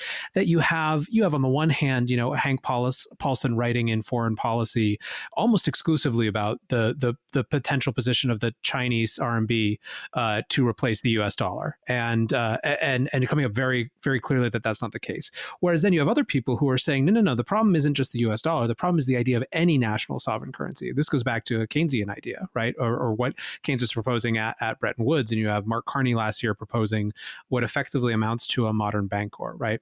Which is basically just that he proposed Libra, but run by central banks, which was interesting. And that's obviously like a little academic, and he was just, he knew he was coming out of his role at the Bank of England. So who knows where that was coming from exactly. But I do think it's really interesting that the conversation is so nascent, but it's happening in some ways, which I think is different, right? And, in the Bitcoin world, we've seen our version of this Overton window shift a little bit with Paul Tudor Jones coming in and talking about the great monetary inflation and talking about why that makes him interested in this, in that asset. And I mean, I guess that's an interesting context to maybe talk about this sense that you have that there's a scenario, gold and Bitcoiners tend to view their assets, or at least some portion of them tend to view their assets as diametrically opposed to the US dollar, right? If the US dollar is thriving and going up, that must mean that their thing is less relevant and going down. And you kind of have the sense that they may rise in tandem. Yeah, I think that is most likely the case. Again, I think, and it's understandable. I understand why the idea behind, gold or Bitcoin or some other stores of value, it makes sense to own them in the eventual collapse of the U.S. dollar. It intuitively makes sense. And again, the dollar will someday lose value. All fiat currencies eventually do. But I think, when you think back logically about how things progress, very rarely is it like, Star Trek, where you can just beam yourself from one place to another and it just automatically happens. I'm not saying that there aren't events that can happen where things can happen overnight. You can have, these big announcements come out overnight, which change the world. But that's typically not how it happens, right? It can happen that way, but it's not typically the way it is. Typically the way it is it's a long road. There's much pain along it. And it's only once the pain gets so great that change is enacted. So I get a little, I don't know if frustrated is the right word, but when people say that, the dollar's just going to be devalued overnight, or, this is just going to happen overnight. Well, just because it's a possibility doesn't mean it's a probability. And while you can, it's okay to have, contingency plans for this small probability event, but just because something has a small probability of happening doesn't mean you have to allocate a huge portion of your portfolio to this small potential event, right? I think it's more wise to have a position or, be ready for something like that, but also realize that typically these big macro things, something like the change of a global reserve currency or the change of a trade deal or, peace treaties, these typically, it takes a long time for these to develop. I mean, think about how long Brexit took, right? I think the original Brexit vote was in 2016 or something, and they finally just did it at the end of 2019, 3.5 years later. So I guess my I do think that we're going to get into a system where a lot of people would like to leave the dollar. They will see it as an increasingly hostile system or an increasingly complex, unnecessary, weapon that is wielded by the United States. And I believe there's great demand for an alternative. I just think it's a little bit too little, too late. And so, as I think we get into the middle of this crisis, the ulterior systems that do exist will get flows and will get increased attention. And that will cause, because those markets are relatively small, the gold market's relatively small, the Bitcoin market is relatively small, because those markets are relatively small, as some of the global liquidity, ascribed to the dollar peels off and looks for an escape hatch, it will find its way into things like gold or Bitcoin or other things, and that will cause those markets to rise. But I don't think the whole world overnight, all at once, is going to leave the dollar and go to gold. I don't think the whole world all at once overnight is going to leave the dollar and go to Bitcoin. It just seems more likely to me that, we'll go into a period of great chaos. There will be a lot of, ups and downs, peaks and valleys, and a lot of pain. And at the end of that valley, which could be 3, 4, 5, 7 years from now, a change will be mandated. But it's very possible that along that route, things like gold and Bitcoin or other stores of value, maybe it's diamonds, maybe it's, farmland in New Zealand. I don't know. Maybe those types of safe haven trades increase in price as the road to that eventual change of the system, unfolds. But I just think it's unnecessary, and I think I don't want to say it's lazy thinking, because that's not the right way, but I think it's just too easy to say, the dollar's going to lose value, so therefore buy gold or buy Bitcoin. I just don't think it's going to be that simple. I think it's going to be much harder than that. Well, and I think that the point that you're making about the dollar's place in the world is that it almost has to be treated as this very fundamentally different force in the economy, right? Yeah, it's a political asset as well, right? And so absolutely. And I think so. Two interesting follow-ups to those thoughts. One is, it was interesting because in the crypto space, one of the things that we saw is, the first wave of this crisis was people who don't like Bitcoin basically being like, "Look, see, it dropped off too. It's correlated. Screw you. You're wrong. Like it wasn't a safe haven." And then after that, it like rebounded. So the resilience narrative came back. And then I think where the narrative landed was a lot about the contrast between this sort of programmatic limitation and an overtime reduction of supply issuance, embodied in the every 4-year halvings happening at the same time as stimulus was ramping up in such a huge way, was a really unique kind of narrative moment. And I think when it comes to safe haven trades, to use your term, those narrative moments really matter because they're about belief, they're about hedges in the future, right? So you saw that with Bitcoin, but the interesting thing was, from an actual use perspective, what you saw was an unbelievable uptick in dollar stable coins, right? And this was all of them. I mean, Tether grew the most, but it was also USDC, the Circle Consortium, and Paxos, and all of them. I think we went from like something like 4 billion total circulating supply of these things to 10 billion now, and a lot of it seems, some of it was just crypto traders, right, moving liquidity out of whatever they had, to kind of just sit there as dry powder. But I think it seemed like a lot of it was also people trying to get dollar exposure, even if it was this weird synthetic dollar exposure, right? It was this close enough different thing, which is really fascinating. And I think, again, kind of reinforces your point that there's this, look, the dollar got liquidity even in this market that was basically designed to be a hedge against the dollar system, Right, there's the straw right there. Yeah, you may have seen this, and if you didn't, I'm happy to send it to you, but a friend of mine named Max Bronstein, who works at Coinbase, wrote a paper on this exact topic. And it talked about the increasing use of Tether as a way, not that it was necessarily intended for this, but that actually increases the value or demand for the dollar, and Tether being used as a way to get access to U.S. dollar funds or whatever. So I think it's a very interesting topic, and certainly one that bears some scrutiny and some. I'm very sympathetic towards that view. Yeah, he and Avi Fellman from Block Tower, who he writes with, and I think it's called I can't remember what the name of the blog is, but it's a great one. So that was one point. That the other follow up that I thought was really interesting, and I think really salient about what you were saying is the expectation of the speed at which these radical shifts happen and how the market might be able to understand them or bet on them or price against them. I think one of the things that also makes this so challenging is that any type of economic shift of the magnitude that we're talking about cannot be divorced from political reality, right? These things become political, and those are X factors that you simply cannot predict. What we don't know, you have this theory about the dollar milkshake, which makes tons of sense. The X factors are, what if politics gets us into a situation where there's a war and then the military is involved, And if you look at great historians, one of my favorite set of historical writings, and it's from a source that not everyone loves, but Eric Hobsbawm, who's a 20th century historian, and he wrote his books in such a way. Towards the end of his life, he did this compendium of books where he basically just sat down on a beach for 3 years and wrote everything that he knew, and each chapter looks at a period of time. So 1918 to 1939 or something, through the lens first of the economy. And then the next chapter is through the lens of the military. And then the next chapter is through the lens of politics, whatever the order is. But each chapter you read, you're like, that was literally the most comprehensive, clear-headed look at how those systems all fit together that I've ever read.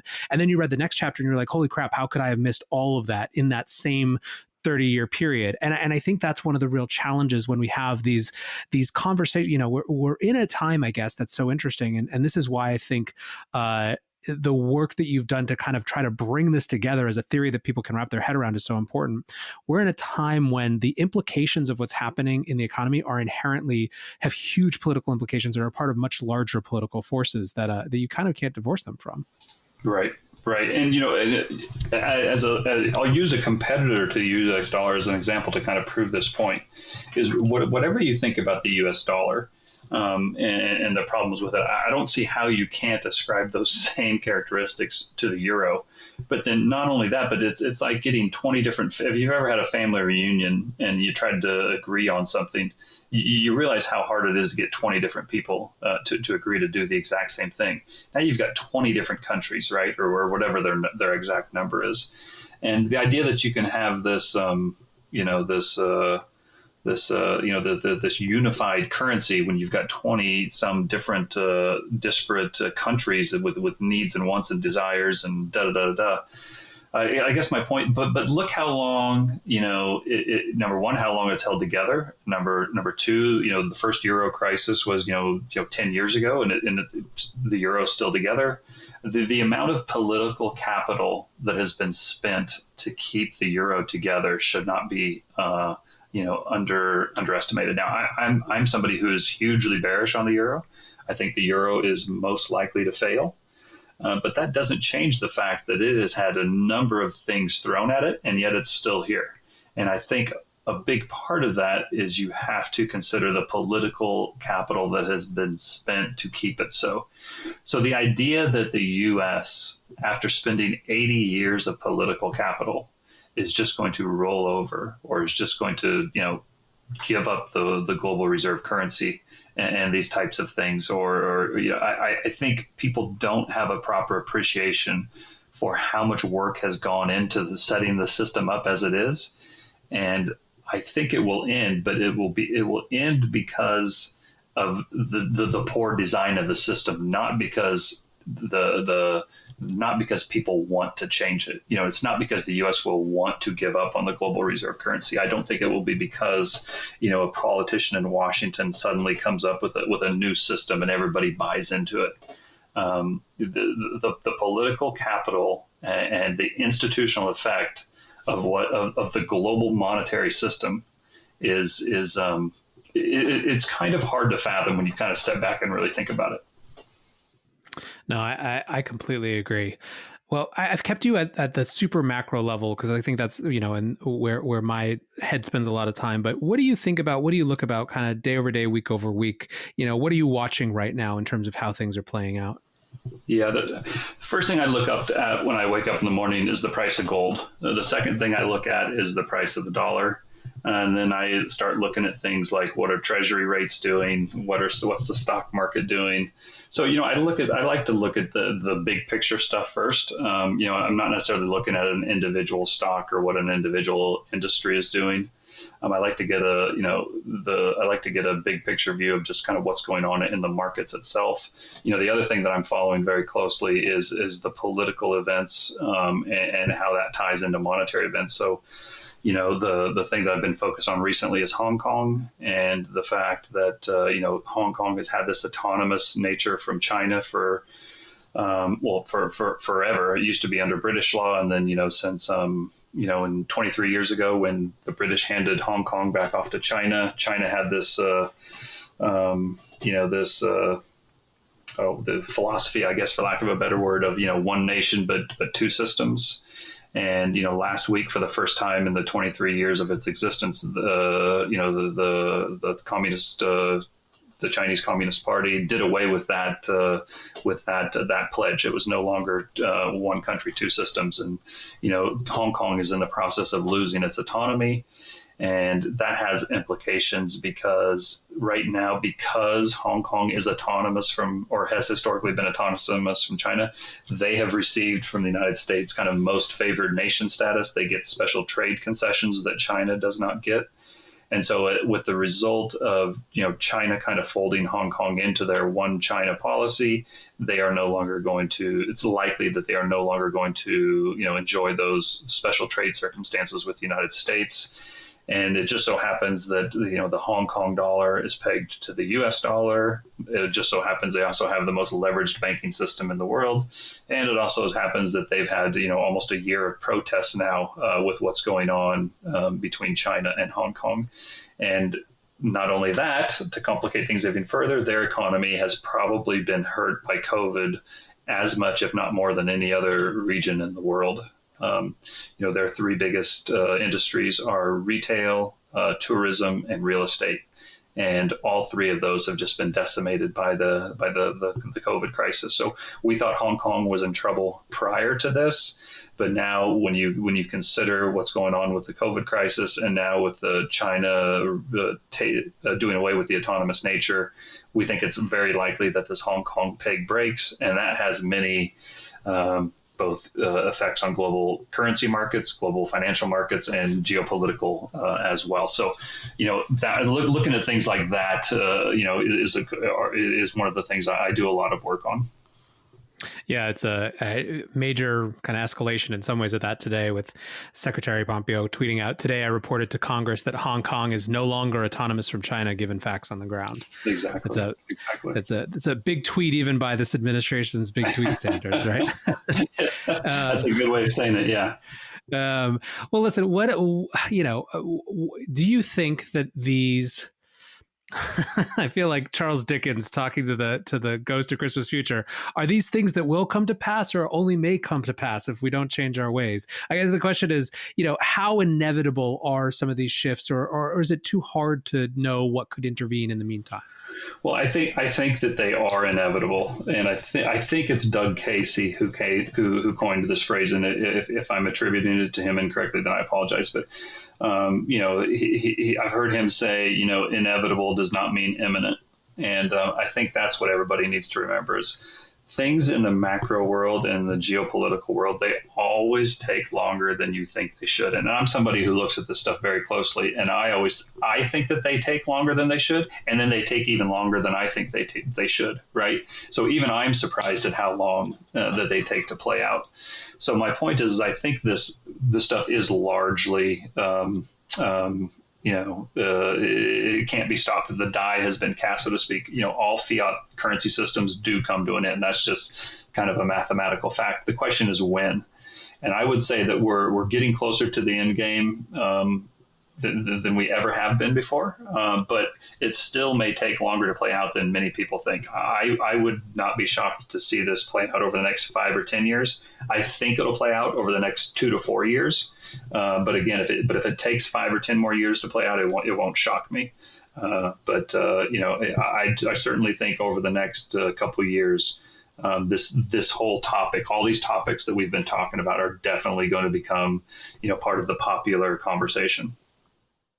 Well, it's a super interesting conversation, and I really appreciate the time. And I guess I just want to end on one thing that I immediately noticed when I ran into your fund.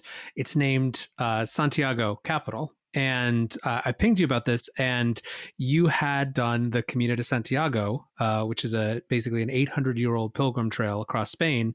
You told me when, but when did you actually do it? So I did that in 1999.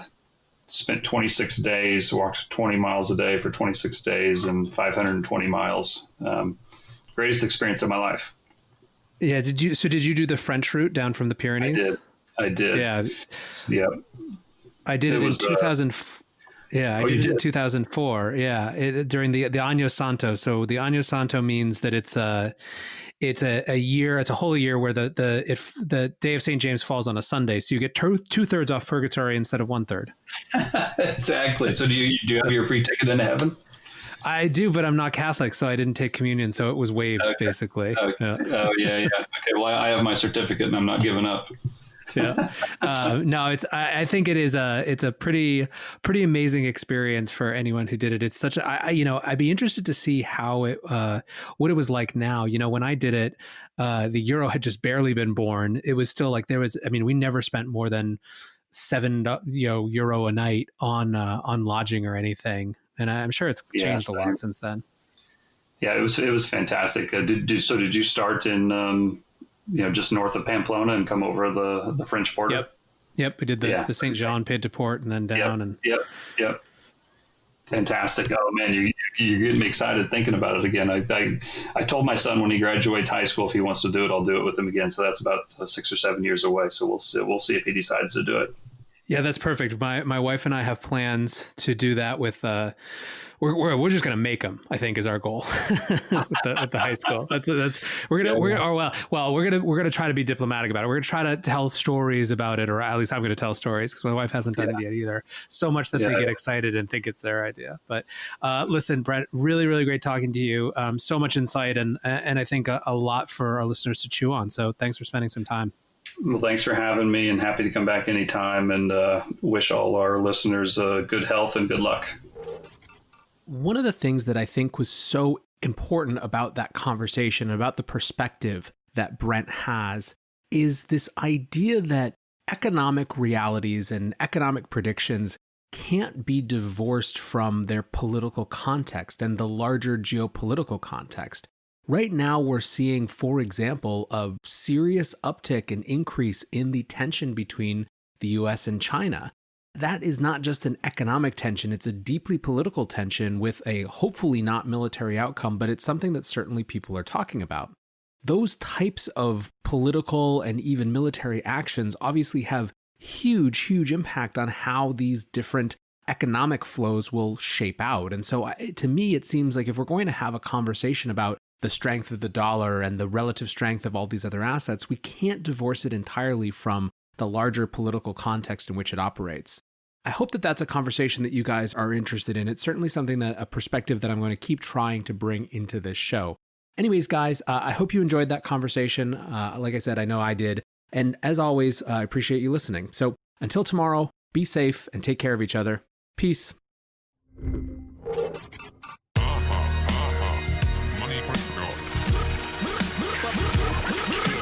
Welcome back to The Breakdown, Money Reimagined, a special podcast microseries about the battle for the future of money in the post-COVID-19 world.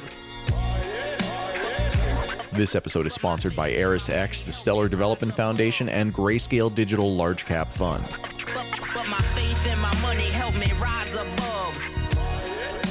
And now, here's your host, NLW.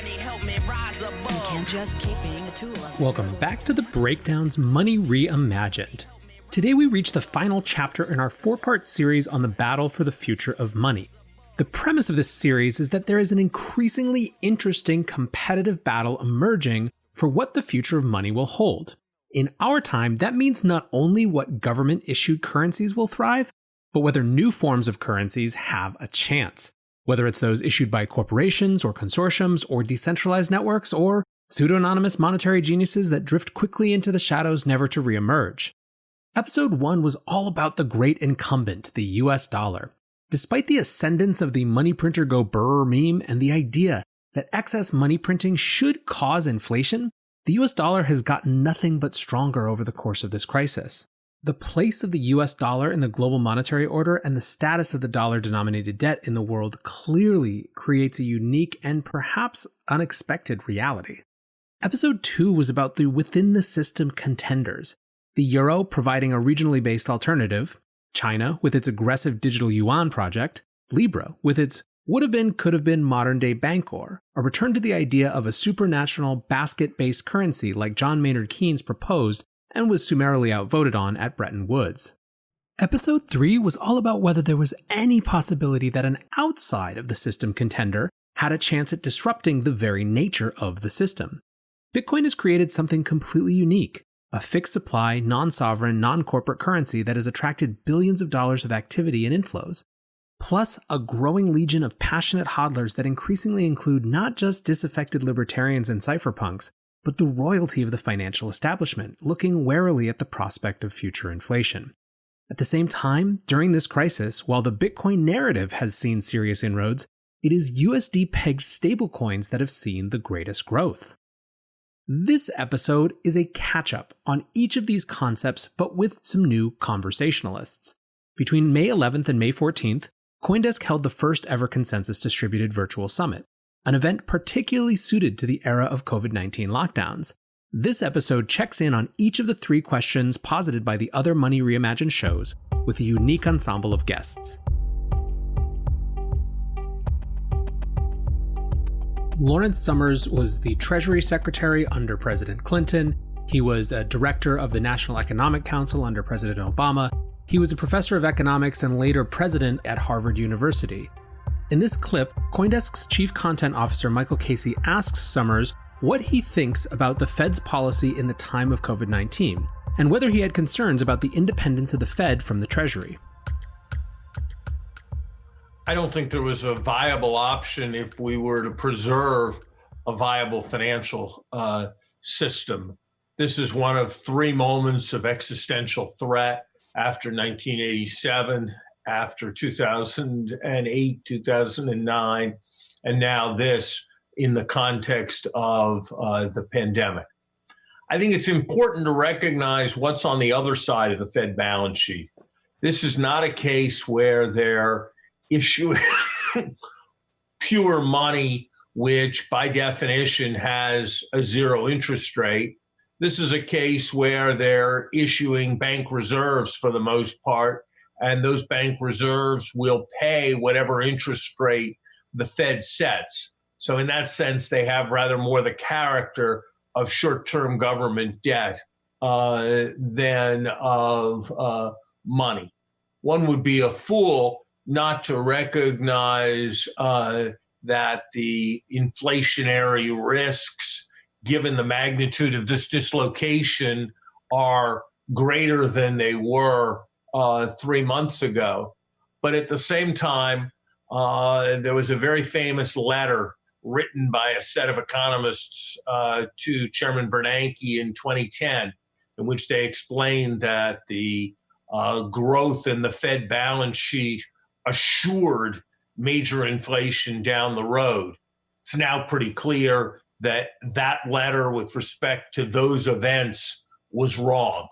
And I think assurance that this growth in the balance sheet necessarily points to an inflationary period would not be a sensible judgment. I don't think the market participants who have traded break-evens down or reduced the price of commodity prices, even forward commodity prices, have necessarily been irrational.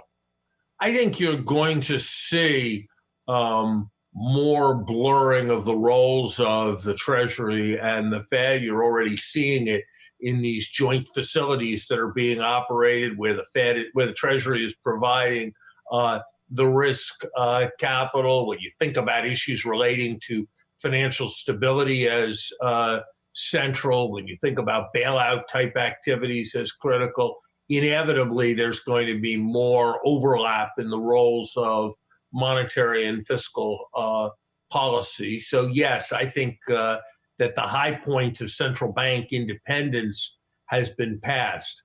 On the other hand, I think there is a reading of monetary history in which we had a major experience with unanchored money in the 1970s, and a very broad social lesson was learned.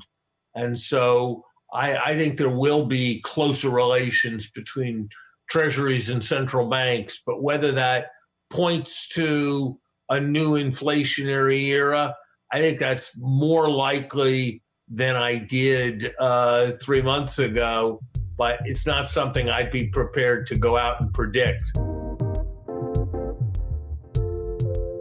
Summers also had a take on privacy and anonymous transactions that, frankly, defines a good part of the raison d'etre for the crypto industry.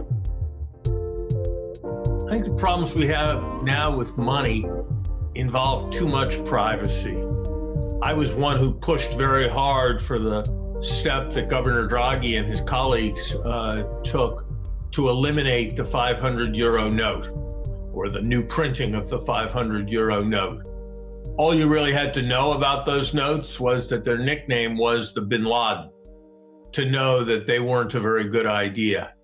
In a world of inordinate tax evasion, in a world with trillions of dollars of laundered money around corruption and the drug trade, I think the last objective of government policy should be the promotion of anonymity with respect to large financial transactions. One of the financial community's accomplishments has been some progress with respect to issues around bank secrecy.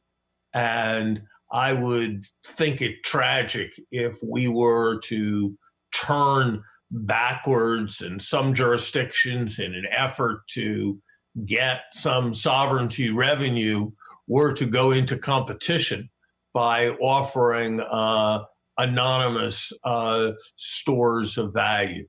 If there's a case for central bank digital currencies, I think it's exactly the opposite. I think it's a case that's around equalizing the playing field between smaller and larger players, and it's around making it more difficult for anonymous forms of finance to flourish. But of all the important freedoms, the ability to possess, transfer, and do business with multi-million-dollar sums of money anonymously seems to me to be one of the least important freedoms that governments should be working to preserve. Christopher Giancarlo is another former U.S. regulator, the former chairman of the CFTC in this case. He is now focused on a new digital dollar advocacy project and argued at Consensus Distributed that the need for a digital dollar has only accelerated due to the pandemic. What the crisis has shown us is really the limitations of the traditional accounts-based, analog fiat-based system, as we're faced with the need to get benefits to needy persons in the economy, to keep the economy in neutral rather than going into reverse while we wait to reopen. But we're also finding that just money itself is a virus transmitter, and we need to deal with that. But there's been so many other issues that have been uncovered over the last few years: the cost and the slowness and the friction involved in global remittances, as well as international payments and wholesale payments as well. The dollar is a key part of infrastructure. It's a public good, but yet it also needs to be modernized. And as the world moves into the second stage of the Internet of Things of Value, the dollar itself needs to be future-proof for that new era, and it needs to be digitized and made to be able to be programmable. So we really feel that the time has come. As I said earlier, the great French writer Victor Hugo said, "There's nothing more powerful than an idea whose time has come." We believe that the digital dollar is that powerful idea whose time has come. But what about the dollar competitors? More on that after the break. Support for this podcast and this message come from ErisX. With ErisX, you can trade spot and regulated futures on cryptocurrencies through a licensed U.S.-based exchange. ErisX believes in fair access for all. Sign up today to take advantage of zero fees and learn more at erisx.com/consensus. This episode is also sponsored by the Stellar Development Foundation. The Stellar Network connects your business to the global financial infrastructure, whether you're looking to power a payments application or issue digital assets like stablecoins or digital dollars. Stellar is easy to learn and fast to implement. Start your journey today at stellar.org/Coindesk. Okay, back to the dollar competitors. First, let's listen to Yves Mersch, a member of the European Central Bank's executive board, discuss the possibilities for a European digital currency. He expresses a somewhat different view than Secretary Summers on privacy and anonymity in that context.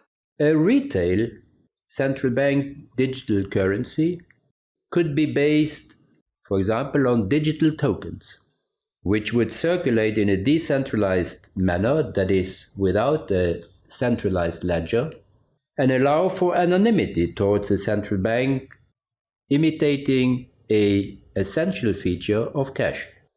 Some argue that a token-based digital currency might not guarantee complete anonymity, and it could be designed in an intermediate way.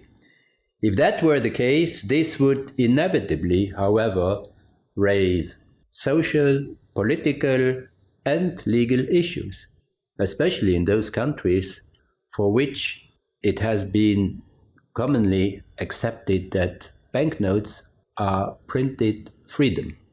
Alternatively, a retail CBDC could also, for example, be based on deposit accounts with a central bank. A CBDC of this nature would enable the central bank to register, of course, transfers between the users. It would have as an advantage to offer protection against money laundering or other illicit uses, or what the ruler of the day considers to be illicit. And this all would depend on the degree of privacy that we would build into the design of such a scheme. Of course, it's not just existing currencies like the euro competing for place in the battle for the future of money. In many ways, the most recent phase of the battle was prompted by the introduction of Libra. In this consensus conversation, author Dave Birch describes how the variety of actors have expanded because of the catalyst of Libra. All central banks are looking at this, but of course they're not the only people that are looking at it. And for people who come more from the tech side, like myself, I think it was not a hard conclusion to come to that the decentralization of money would open up the possibility of more issuers. In fact, I wrote a book about that as well. So who those issuers might be, I'm not smart enough to know, but I know there's, quite a lot of them. One category is central banks, but another category is private currencies. And because of Libra and Facebook, that's what sort of set me thinking down this path. But the conclusion I began to come to, the more I looked at it, was that actually there are some other activities. I mean, Libra may well have been a catalyst to some of this thinking. I don't think it is in the case of China. I think they've been planning it for a long time. But you see things like the Chinese digital currency and Libra beginning to emerge. Now, as Naomi pointed out, up until quite recently, that was the preserve of, techno-deterministic, cyber lunatics like me, and actually many of your attendees. But last year, when the governor of the Bank of England stood up and said, what we need is a sick currency, he said it's synthetic hegemonic currency, but I think sick currency is better marketing. He said, we need a sick currency.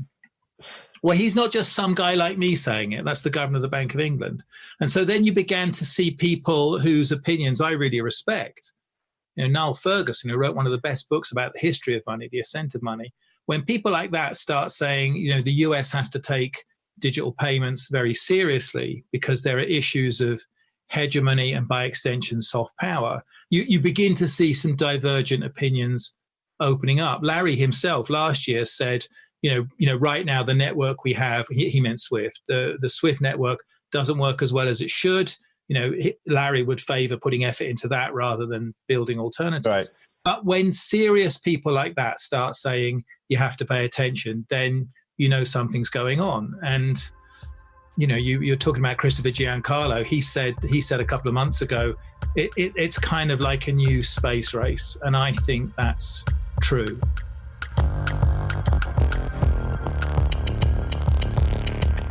In this clip, former Treasury Secretary Summers again shares his thoughts on the future of a Libra-like model for a new global reserve currency, making specific reference to former Bank of England Governor Mark Carney's idea of a synthetic hegemonic currency. In other words, a modern version of Keynes' Bancor to replace the US dollar at the center of the global monetary system. I think it's a long shot. I think it's a very long shot because I don't think there's the necessary political roots of consensus on how there would be global governance of a major currency. I don't think anybody's going to entrust that level of responsibility to the IMF or to an institution like it, or certainly not to the United Nations. And I think the experience is that currencies are like languages.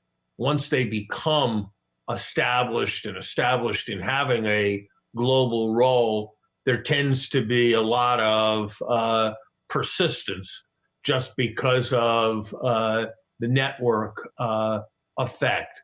So Mark could be right. He's certainly visionary on this, but I think Mark's other dream around much more active finance around global climate change is likely to happen much sooner than his Bancor. I think it'll be a pretty substantial step if we got as far as the substantial growth in SDRs, special drawing rights of the IMF, that has been proposed. And I'd be surprised if we saw this soon. In some ways, that means less public competition for private digital currencies.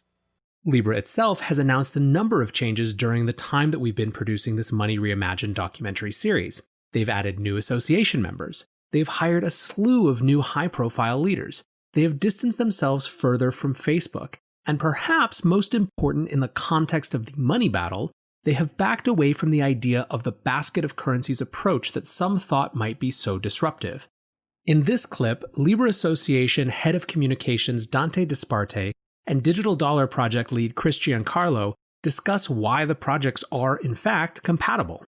Well, if you think of the conversation and everything that Chris Giancarlo said, Michael, I agree with. I think at the end of the day, you need this kind of public-private collaboration to enable, and particularly the last mile use cases, the user-directed peer-to-peer payment use cases can't happen at the type of scale that they need to happen if it's just singularly a public sector obligation. So I very much believe, and I think the association believes, that you can build digital commons and that those can be leveraged by public and private actors to try to empower people. And the last point I would make to anybody expecting a vigorous debate between Chris and myself, they may be disappointed, because I think the idea here is to really empower that public sector oversight of the financial system and the monetary system, while at the same time empowering consumers, citizens, and users to have user-directed payments. I don't think those goals are at all in opposition with one another. The Libra Project and the Digital Dollar Project are both addressing the same set of issues, and that is the antiquated nature of our accounts-based analog financial system as we go into a digital 21st century.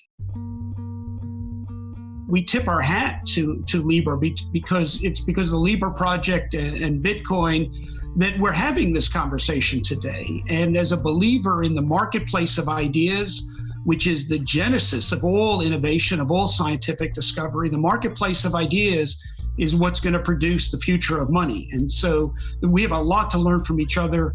There's different approaches, serving different imperatives, but all addressing the same concern about the antiquated nature of the traditional bank-based account system that goes back several centuries and is really going to be challenged by this new wave of the Internet of Things of Value.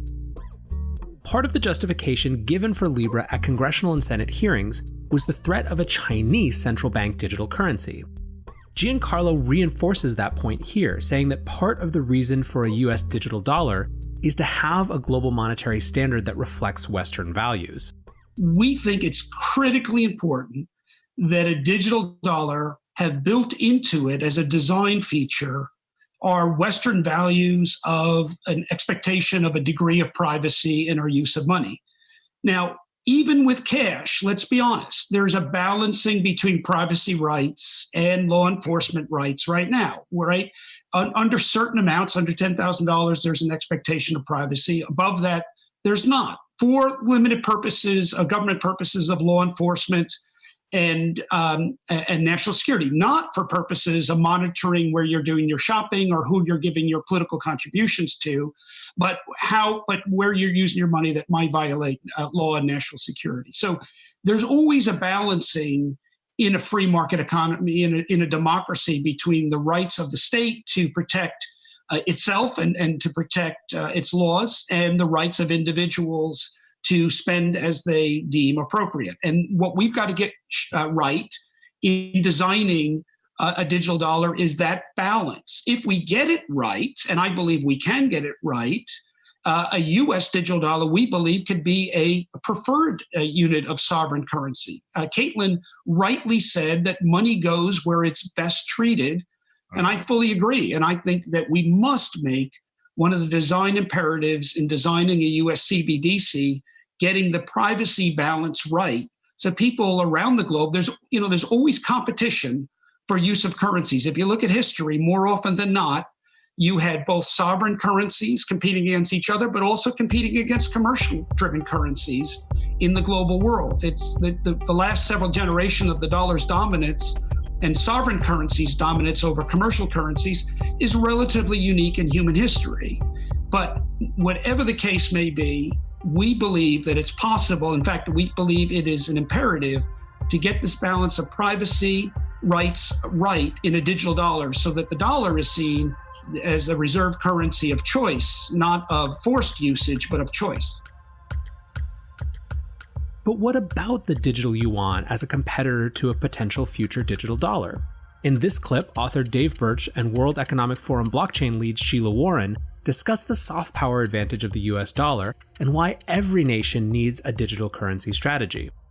I mean, I hate to be sort of blunt, but when you talk about the kind of Libra and Chinese digital currency, and if you're saying to people, look, do you want to be surveilled by, an unelected, essentially, dictator for life, surrounded by a cadre of yes men that aren't actually accountable to the people that they serve, or the Chinese communist? That's a decision that people are going to have to make, right? Yeah, I think that you can't really separate cultural values and politics from this question. Certainly when it comes to civil liberties, there are very different definitions of what it means to have a society that's focusing on civil liberties or even social justice in different parts of the world. And those are political decisions to a large extent. No, I agree with that completely. I'm not saying it to make a political point. I'm not saying which digital currency strategy is the best. I'm just saying that we should have a digital currency strategy. Because suppose right now the US dollar is about 3/4 of international, one leg of about 3/4 of international transactions settles in dollars. That goes through New York.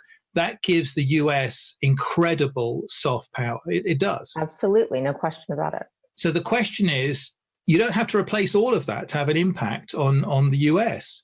What happens if 2%, 5%, 10% of those international transactions start to get settled in another? Let's just, for sake of argument, let's say a Chinese digital currency, just to heighten the differences.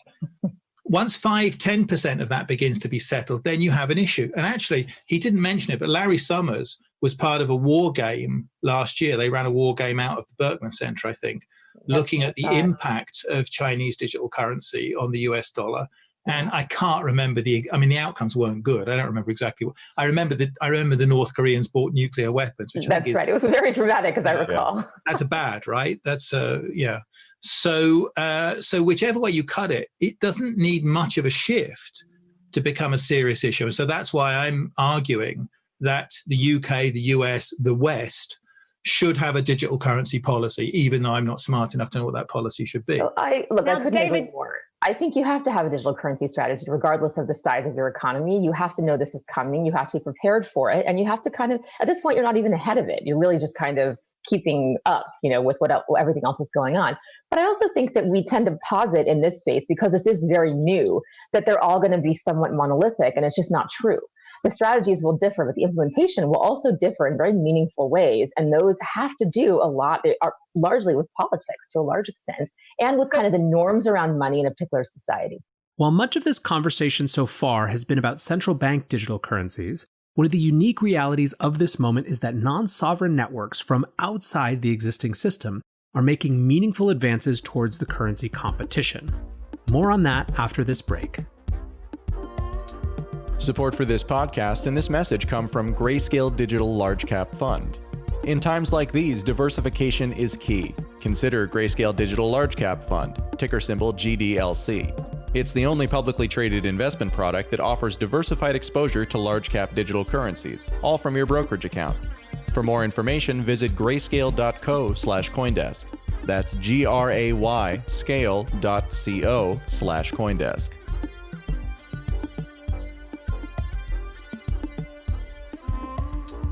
Binance CEO Chaoping Zhao is intimately familiar with the new world of cryptocurrencies and what type of threat they might represent to the existing monetary system.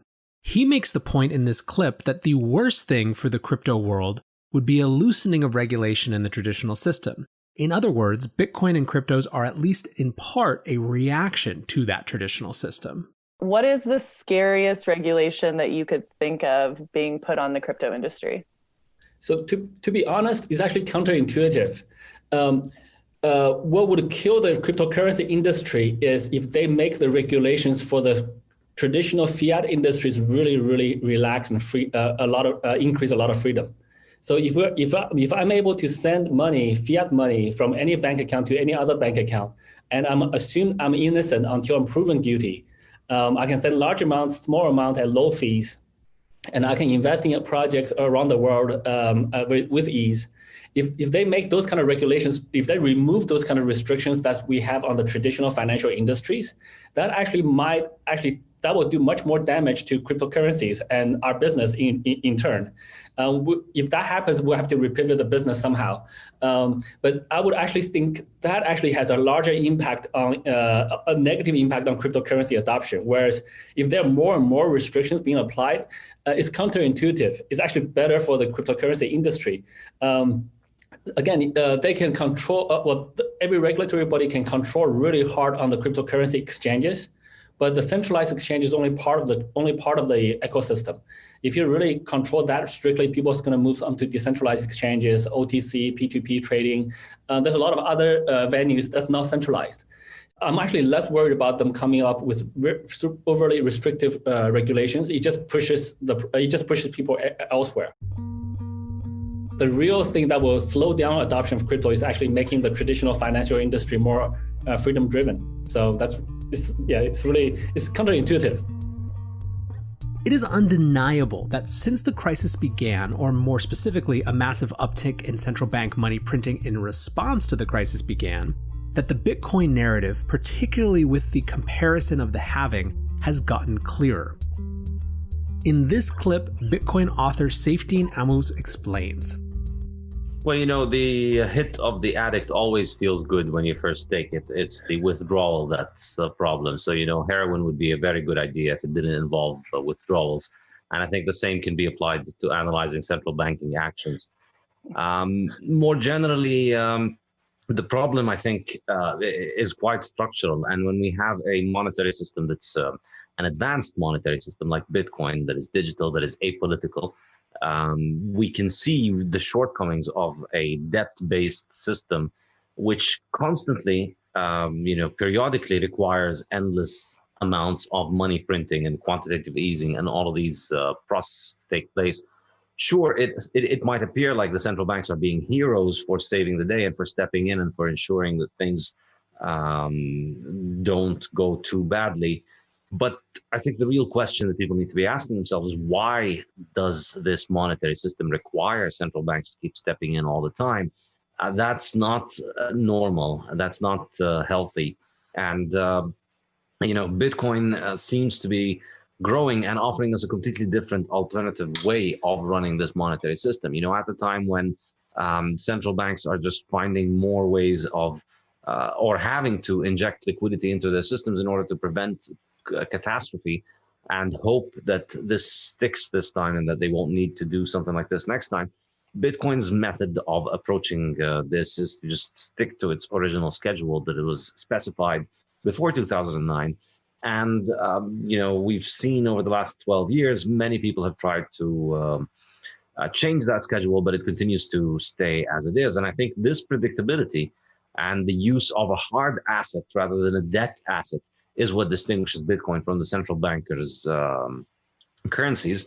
And it's going to be fascinating watching over the next few years and few decades how these two models unfold. On the one hand, we have a political model where money is made out of debt and it continuously requires political decisions and political bailouts, versus a purely automated monetary system where pretty much everybody has given up on the idea of having any kind of discretion over the monetary policy, and the monetary policy just functions on its own with a hard asset that cannot be inflated easily.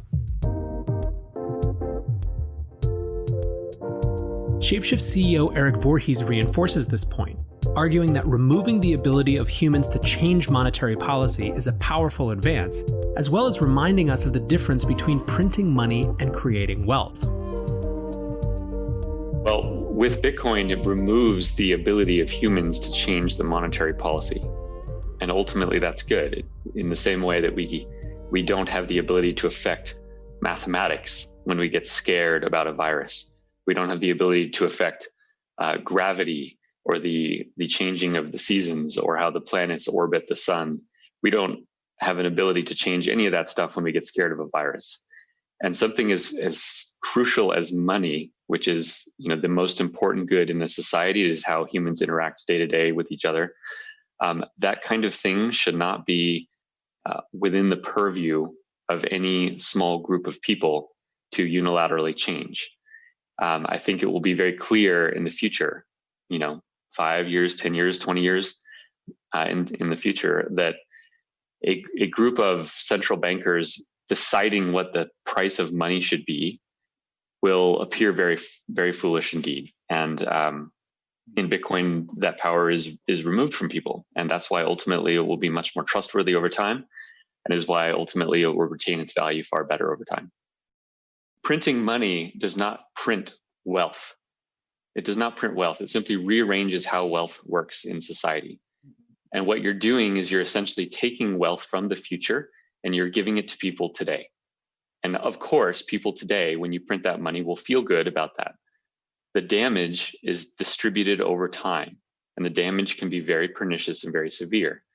And to that person who said that, I think he could make that argument if there was any plausible suggestion that the money would be destroyed after the crisis recedes.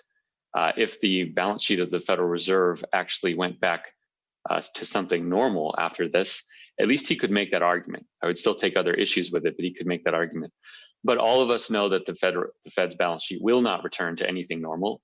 Indeed, it did not after the 2008 financial crisis. But don't forget, they did not borrow money this time. They printed money. There is a difference, and it's an important difference. Right. Right. Borrowing is more honest. Printing is just printing is just stealing. I mean, when you print money, you are stealing purchasing power from all the people that hold money today and in the future. It is just theft. It's a pretty big pre-mine. It's a big pre-mine.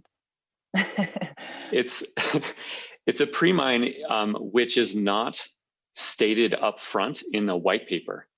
So it's more like a pre-mine that can happen at any time, ongoing, with no one clear on when it will occur or how big it will be.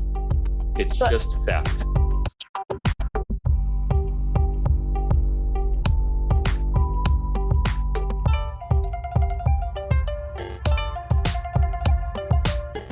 The Winklevoss brothers as well reinforced the importance of the halving from a narrative standpoint and how far Bitcoin has come since the last time this happened 4 years ago.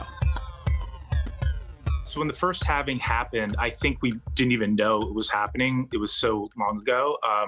Obviously, the second one was a big deal. It seems like every 4 years, things improve by an order of magnitude, whether it's price, the human capital coming into space, the projects. So I expect this 4 years to be the best 4 yet.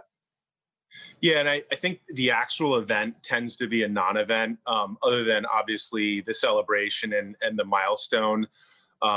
And that's really exciting. But I think a lot of sort of the reduced sell pressure and the actual economics start to kind of kick in and be felt generally a little bit after it. Of course, this happening has COVID in the backdrop, which changes everything. And in many ways, sort of the stage for a store of value like Bitcoin has been set. So I think like a lot of the things that we've talked about, like Bitcoin being digital gold and safe haven and all that stuff, the talking points have been the same since, we got into Bitcoin about 8 years ago in the first halving. But the dynamics of fiat regimes has drastically changed. But it's not just these Bitcoin insiders that are excited. There is a clear pop culture clarity emerging where the narrative of Bitcoin as an alternative is taking hold. Listen to Alex Powell of the Chainsmokers, the hit-making duo behind songs like Closer, Paris, and Something Just Like This, describe why this moment makes sense for investments around the Bitcoin industry. Well, I mean, I think it would be foolish to say that we all haven't been seriously affected in one way or another by this, pandemic that's happening right now. But I think any smart investor sees the opportunity in times like this.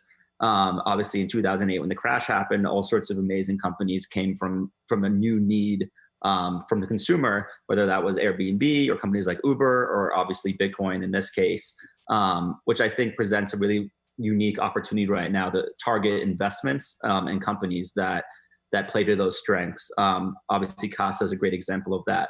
I think with the banks lending trillions of dollars, and there's uncertainty about what your money will be worth tomorrow. And obviously, the benefit of Bitcoin is you own your money and it's yours. But then you got to think about the security of how do you protect that asset that you own and is yours now. So companies like Casa are there to kind of solve that problem through their technology, which is created to be consumer friendly and super safe and secure, as Drew mentioned before. Doubling down on this point is YouTube beauty influencer OG and massively successful businesswoman Michelle Phan. She argues that mainstream understanding is near but needs better education. I would say when I first started on YouTube, in the beauty space, there was just a lot of mystery behind beauty. Makeup artists would have their secrets. And so the average consumer were not as educated about makeup techniques compared to today, 10 years later after YouTube. And so I could actually see the same thing happening in the crypto space, specifically in Bitcoin, because especially right now, we're in very interesting historic times where like the feds, they're just printing so much money. I think like $6 trillion of just a stimulus package. And so I think a lot of people now are just questioning what money is and what money means to them. And I think the more they start questioning and wanting to learn and understand more about money, the more they're going to be interested in sound money like Bitcoin, hard money like Bitcoin and gold. So I think it's just going to be extremely like interesting times that we're going to see right now where the decentralization of just money in general. And similar to like YouTube and beauty, where YouTube decentralized content for the average consumer. Anyone could technically have their own TV show. Everyone technically could have their own empire in that sense. And same thing with beauty. Beauty back then, there was a lot of, the barrier to entry was much higher. You had retailers who were, it was pretty much a closed market. Retailers kind of controlled what consumers were seeing and understanding and buying, and enters in beauty influencers, and they kind of disrupted that model, and they democratized what beauty means. Beauty is not just a one face fits all, like it's very diverse. And so I see something like Bitcoin just really changing that space. And that's why I'm really excited about partnering with Lolly on this too, because a lot of my viewers and audience, they want to learn more about Bitcoin. They are interested in it, but one, maybe they might not have the money to invest in it right away, to buy any right away. And two, I think a lot of them are just confused with so much misinformation in this space. And so I feel like the best I can do is just offer like a better way to teach and share my experiences of Bitcoin, because I don't think there's one authoritative figure in the space. I think most Bitcoiners can agree that we're all just learning, and every single day we're learning more and more about this. And yeah, it's exciting times. Ultimately, though, the proof is in the pudding. While some pop culture influencers have been orange-pilled into Bitcoin, is there anything to suggest uptick during quarantine is actually happening? According to Catherine Coley, CEO of Binance US, the answer is yes. Yes, in fact, since the lockdown, we've seen the downloads for our app double, as well as the assets under management go up closer to 60%. So we've been able to see just an influx of people adopting digital assets and wanting to be able to stay nimble between these markets and traditional markets. So that's really where we're seeing participation. Why is the interest growing, in your opinion? Part of it comes from the accessibility of digital assets. It's 24/7. You can trade it from your phone or home. It doesn't allow, it doesn't have as many barriers to entry as other markets, and people can engage in it more frequently, especially in these times where we're focused on staying healthy and at home. So I think that's where we're seeing this pickup. In that essence, our OTC trading is really to be able to provide an easier way for folks to be able to buy larger than $10,000 amounts in lump sizes that don't go through our order books. So that anonymity is something that often market players are asking for. This was validated by Ray Youssef, CEO of Paxful, who points to emerging markets like Africa and Latin America as key drivers. We've noticed a 20% rise across revenue all across the board, and a 30 to 40% rise in signups on average, but Africa and Latin America are leading the way. In fact, all emerging markets are. There's immense demand there for Bitcoin, retail demand based on real use cases, including wealth preservation. For example, Nigeria, the past 4 years, their currency has depreciated by over 60%. And that's only continuing to rise. The currency wars aren't going anywhere, and they're driving a lot of refugees to Bitcoin. Now, there wasn't a total unanimous belief in Bitcoin on display at Consensus. Carlota Perez, the hugely influential thinker on the economics of technology revolution, shared the skepticism of a truly leaderless system. This is what she had to say in response to a question from investor Chris Berniski about whether a new decentralized model of governance could be at the center of a new default model more broadly. That sounds so nice, but I have a problem with it. I do agree it's a great new governance thing, but have you ever tried to organize a community? Have you ever tried to organize any sort of group? Do you know what it's like to organize a group without a leader, where everybody is the same? I was a boss once. I try not to be a boss. I hate being a boss, but I was in my country. I was the head of a technology directorship in a ministry. And I said I would accept the job as long as I could have everybody participate equally and so on. Well, I almost resigned. When trying to do this, I realized that without being a leader, I could not get anything done. So I don't know if you believe that without a leader, you can have a good organization. It sounds very nice, but I'm sure you've got to solve it somehow, that this idea of having a sort of anarchic, stateless, nobody leads, everybody's the same. If you believe that, maybe it can happen in some cases. I have never seen it happen properly. And the hippie communities that tried to do things like that ended up in chaos. So I'm not so sure. I really think that stateless utopias, libertarian utopias are as flawed as communist utopias. Too much state or too little state, they're both really bad. So I think maybe we have to see a place. I'm sure there is a very important place for blockchain, but I'm not sure it's in order to eliminate the state. So after all this, what is the takeaway? The battle for the future of money is a battle that is just beginning. What has become clear during the COVID crisis is that the dollar remains incredibly strong. So strong, in fact, that it is sucking in value in the form of stablecoins and causing problems with other fiat currencies, particularly in emerging markets. Other reserve currencies like the euro are struggling with questions of political will. China's digital yuan is steaming ahead, but China itself also faces serious political questions about its handling of the crisis. Bitcoin has undeniably achieved a new level of narrative relevance, not only from the pop culture icons, but also by a growing cadre of influential investors. This was exemplified when Paul Tudor Jones made a full-throated argument for Bitcoin as a hedge against what he believes is coming, a great monetary inflation. And ultimately, that's the question. What is coming? In many ways, the battle for the future of money can't be predicted without being able to predict the coming set of not only economic, but geopolitical events. For now, what remains true is that there has never been a more active conversation and a wider set of possibilities for the future. Thanks for listening to the Breakdown special Money Reimagined series for CoinDesk.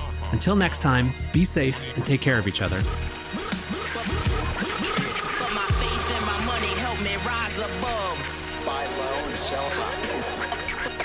You've been listening to The Breakdown, Money Reimagined. Our theme song is Faith in My Money, Money Printer Go Burr, a new track by DJ Jay Skrilla, which is available as part of his newly released Sound Money album.